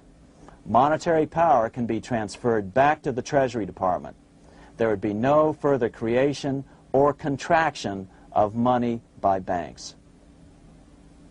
By doing it this way, our national debt can be paid off in a single year or so, and the Fed and fractional reserve banking abolished, without national bankruptcy, financial collapse, inflation or deflation, or any significant change in the way the average American goes about his business. To the average person, the primary difference would be that for the first time since the Federal Reserve Act was passed in 1913, taxes would begin to go down. Now there's a real national blessing for you, rather than for Hamilton's banker friends. Now let's take a look at these proposals in more detail. Here are the main provisions of a Monetary Reform Act which needs to be passed by Congress. We've drafted a proposed Monetary Reform Act which follows at the end of this tape. Of course, variations with the same results would be equally welcome. 1. Pay off the debt with debt-free U.S. notes. As Thomas Edison put it, if the U.S. can issue a dollar bond, it can issue a dollar bill. They both rest purely on the faith and credit of the United States government. This amounts to a simple substitution of one type of government obligation for another. One bears interest, the other doesn't. Federal Reserve notes could be used for this as well, but could not be printed after the Fed's abolished as we propose, so we suggest using U.S. notes instead. 2. Abolish fractional reserve banking. As the debt is paid off, the reserve requirements of all banks and financial institutions would be raised proportionally at the same time to absorb the new U.S. notes, which would be deposited and become the bank's increased reserves. Towards the end of the first year of the transition period, the remaining liabilities of financial institutions would be assumed or acquired by the U.S. government in a one-time operation. In other words, they too would eventually be paid off with debt-free U.S. notes in order to keep the total money supply stable. At the end of the first year or so, all of the national debt would be paid, and we could start enjoying the benefits of full reserve banking. The Fed would be obsolete, an anachronism. 3. Repeal the Federal Reserve Act of 1913 and the National Banking Act of 1864. These acts delegate the money power to a private banking monopoly. They must be repealed, and the money power handed back to the Department of Treasury, where they were initially under President Abraham Lincoln. No banker or person in any way affiliated with financial institutions should be allowed to regulate banking. After the first two reforms, these acts would serve no useful purpose anyway, since they relate to a fractional reserve banking system. 4. Withdraw the U.S. from the IMF, the BIS, and the World Bank. These institutions, like the Federal Reserve, are designed to further centralize the power of the international bankers over the world's economy, and the U.S. must withdraw from them. Their harmless functions, such as currency exchange, can be accomplished either nationally or in new organizations limited to those functions. Such a monetary reform act would guarantee that the amount of money in circulation would stay very stable, causing neither inflation nor deflation. Remember, for the last 3 decades, the Fed has doubled the American money supply every 10 years. That fact and fractional reserve banking are the real causes of inflation and the reduction in our buying power, a hidden tax. These and other taxes are the real reasons both parents now have to work just to get by. The money supply should increase slowly to keep prices stable, roughly in proportion to population growth, about 3% per year, not at the whim of a group of bankers meeting in secret. In fact, all future decisions on how much money will be in the American economy must be made based on statistics of population growth and the price level index. The new monetary regulators and the Treasury Department, perhaps called the Monetary Committee, would have absolutely no discretion in this matter except in time of declared war. This would ensure a steady, stable money growth of roughly 3% per year, resulting in stable prices and no sharp changes in the money supply. To make certain the process is completely open and honest, all deliberations would be public, not secret, as meetings of the Fed's Board of Governors are today. How do we know this will work? Because these steps remove the 2 major causes of economic instability, the Fed and fractional reserve banking, and the newest one as well, the BIS, Bank of International Settlements. But most importantly, the danger of a severe depression would be eliminated. Let's listen to Milton Friedman on the single cause of severe economic depressions. I know of no severe depression in any country or any time that was not accompanied by a sharp decline in the stock of money, and equally of no sharp decline in the stock of money that was not accompanied by a severe depression. Issuing our own currency is not a radical solution. It's been advocated by Presidents Jefferson, Madison, Jackson, Van Buren, and Lincoln. But it's been used at different times throughout Europe as well. Perhaps the best example is one of the small islands off the coast of France in the English Channel. Called Guernsey, It's been using debt-free money issues to pay for large building projects for nearly 200 years. Here we are on Guernsey, and this is the Guernsey flower and vegetable market. Guernsey is one of the most successful examples of just how well a debt-free money system can work. In 1815, a committee was appointed to investigate how best to finance this new market. The impoverished island could not afford more new taxes, so the state's fathers decided to try a revolutionary idea: issue their own paper money. They were just colorful paper notes, backed by nothing, but the people of this tiny island agreed to accept them and trade with them. To be sure they circulated widely, they were declared to be good for the payment of taxes. Of course, this idea was nothing new. It was exactly what America had done before the American Revolution, and there are many other examples throughout the world. But it was new to Guernsey, and it worked miracles. This market is still in use, and remember, it was built for no debt to the people of this island state. But what if we follow Guernsey's example? How would the bankers react to these reforms? Certainly the international bankers' cartel will oppose reforms that do away with their control of the world's economies as they have in the past. But it is equally certain that Congress has the constitutional authority and responsibility to authorize the issuance of debt-free money, U.S. notes, and to reform the very banking laws it ill-advisedly enacted.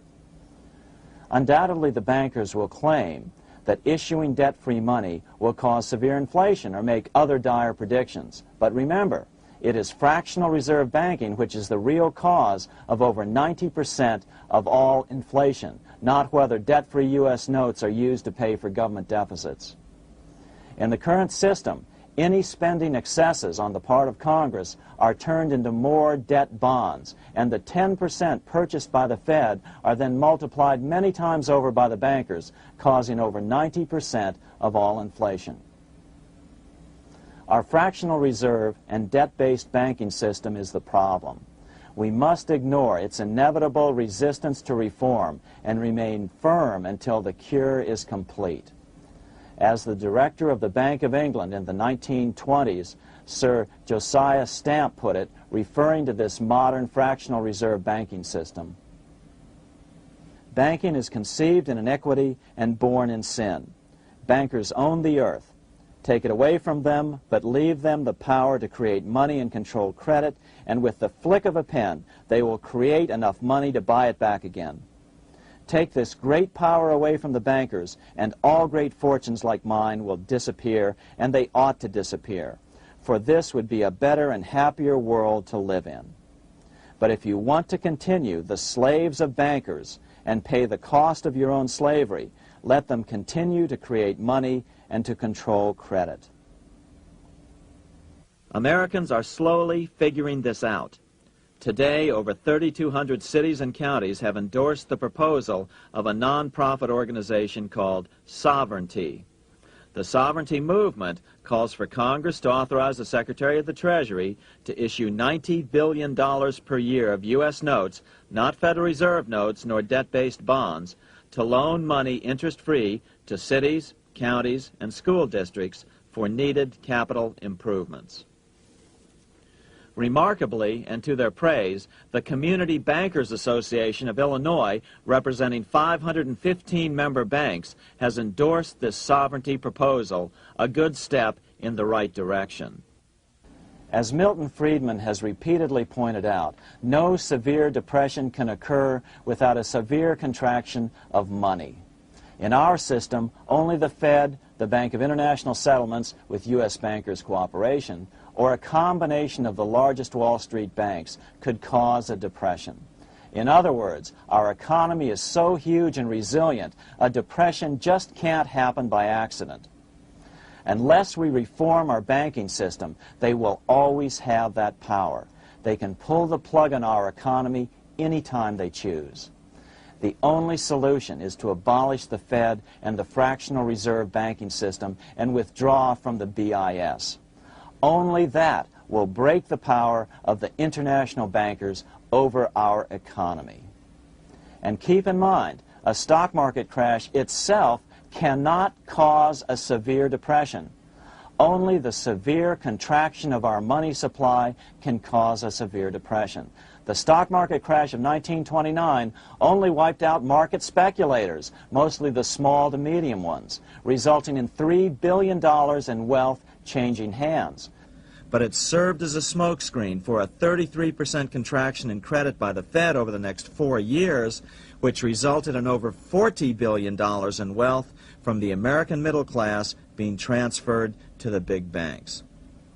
Then, despite impotent howls of protest from a divided Congress, the independent Fed kept the money supply contracted for a full decade. Only World War II ended the terrible suffering the Fed inflicted on the American people. In a depression, the remaining wealth of the debt-burdened American middle class will be wiped out by unemployment, declining wages, and the resulting foreclosures. If we start to act to reform our monetary system, the money changers may do what they did in 1929 and then the 1930s, crash the stock market and use that as a smokescreen while contracting the money supply. But if we're determined to fight to regain control over our money, we can come out of it fairly quickly, perhaps in only a very few months, as U.S. notes begin to circulate and replace the money withdrawn by the bankers. The longer we wait, the greater the danger we'll permanently lose control of our nation. But some still wonder why the international bankers would want to cause a depression. Wouldn't that be killing the goose that is currently laying all those golden interest eggs? Remember what Larry Bates said at the first of this videotape. You see, in periods of economic upheaval, in economic crisis, wealth is not destroyed. It is merely transferred. Do we have any hints as to what the money changers have in store for us? Here's what David Rockefeller, the chairman of Chase Manhattan Bank, the largest Wall Street bank, had to say. We are on the verge of a global transformation. All we need is the right major crisis and the nation will accept the New World Order. So, crisis is needed to fulfill their plans quickly. The only question is when the crisis will occur. Fortunately, we probably have a little time. It's unlikely that this crisis will occur before the 1996 elections, but after that, the danger begins rising. But whether or not they decide to cause a crash or a depression through relentless increases in taxes and the loss of hundreds of thousands of jobs being sent overseas thanks to trade agreements such as GATT and NAFTA, the American middle class is an endangered species. Cheaper labor, including slave labor in Red China, which Harry Wu has heroically documented, is being used to compete with American labor. In other words, money is being consolidated in fewer and fewer hands as never before in the history of this nation or the world. Without reform, the American middle class will soon be extinct, leaving only the very rich few and the very many poor, as has already occurred in most of the world. We've been warned of all this by congressmen, presidents, industrialists, and economists down through the years. Religious leaders, too, have seen the danger. About 1898, during the time of William Jennings Bryan, Pope Leo XIII put it this way. On the one side, there is the party which holds the power because it holds the wealth, which has in its grasp all labor and all trade, which manipulates for its own benefit and its own purposes all the sources of supply, and which is powerfully represented in the councils of state itself.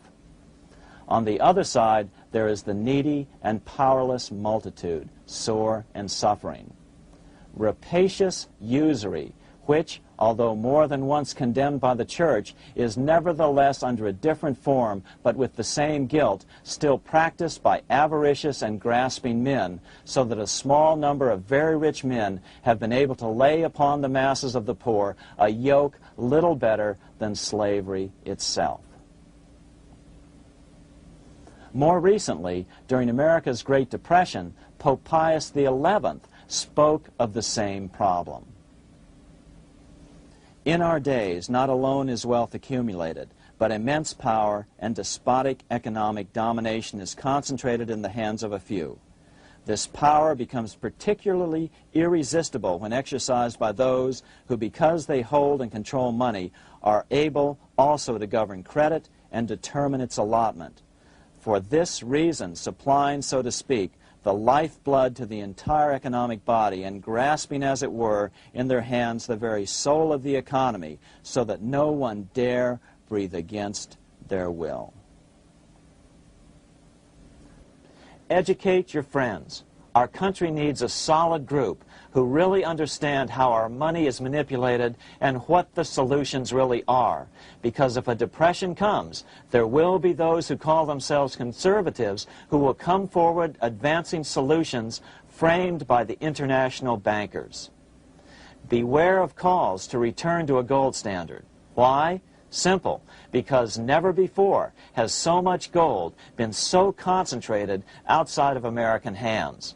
And never before has so much gold been in the hands of international governmental bodies such as the World Bank and International Monetary Fund. A gold-backed currency usually brings despair to a nation, and to return to it would certainly be a false solution in our case. Remember, we had a gold-backed currency in 1929 and during the first 4 years of the Great Depression. Likewise, beware of any plans advanced for a regional or world currency. This is the international bankers' Trojan horse.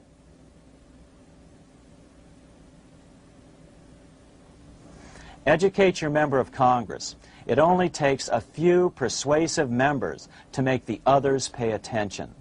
Most congressmen just don't understand the system. Some understand it, but are so influenced by bank-packed contributions that they ignore it, not realizing the gravity of their neglect.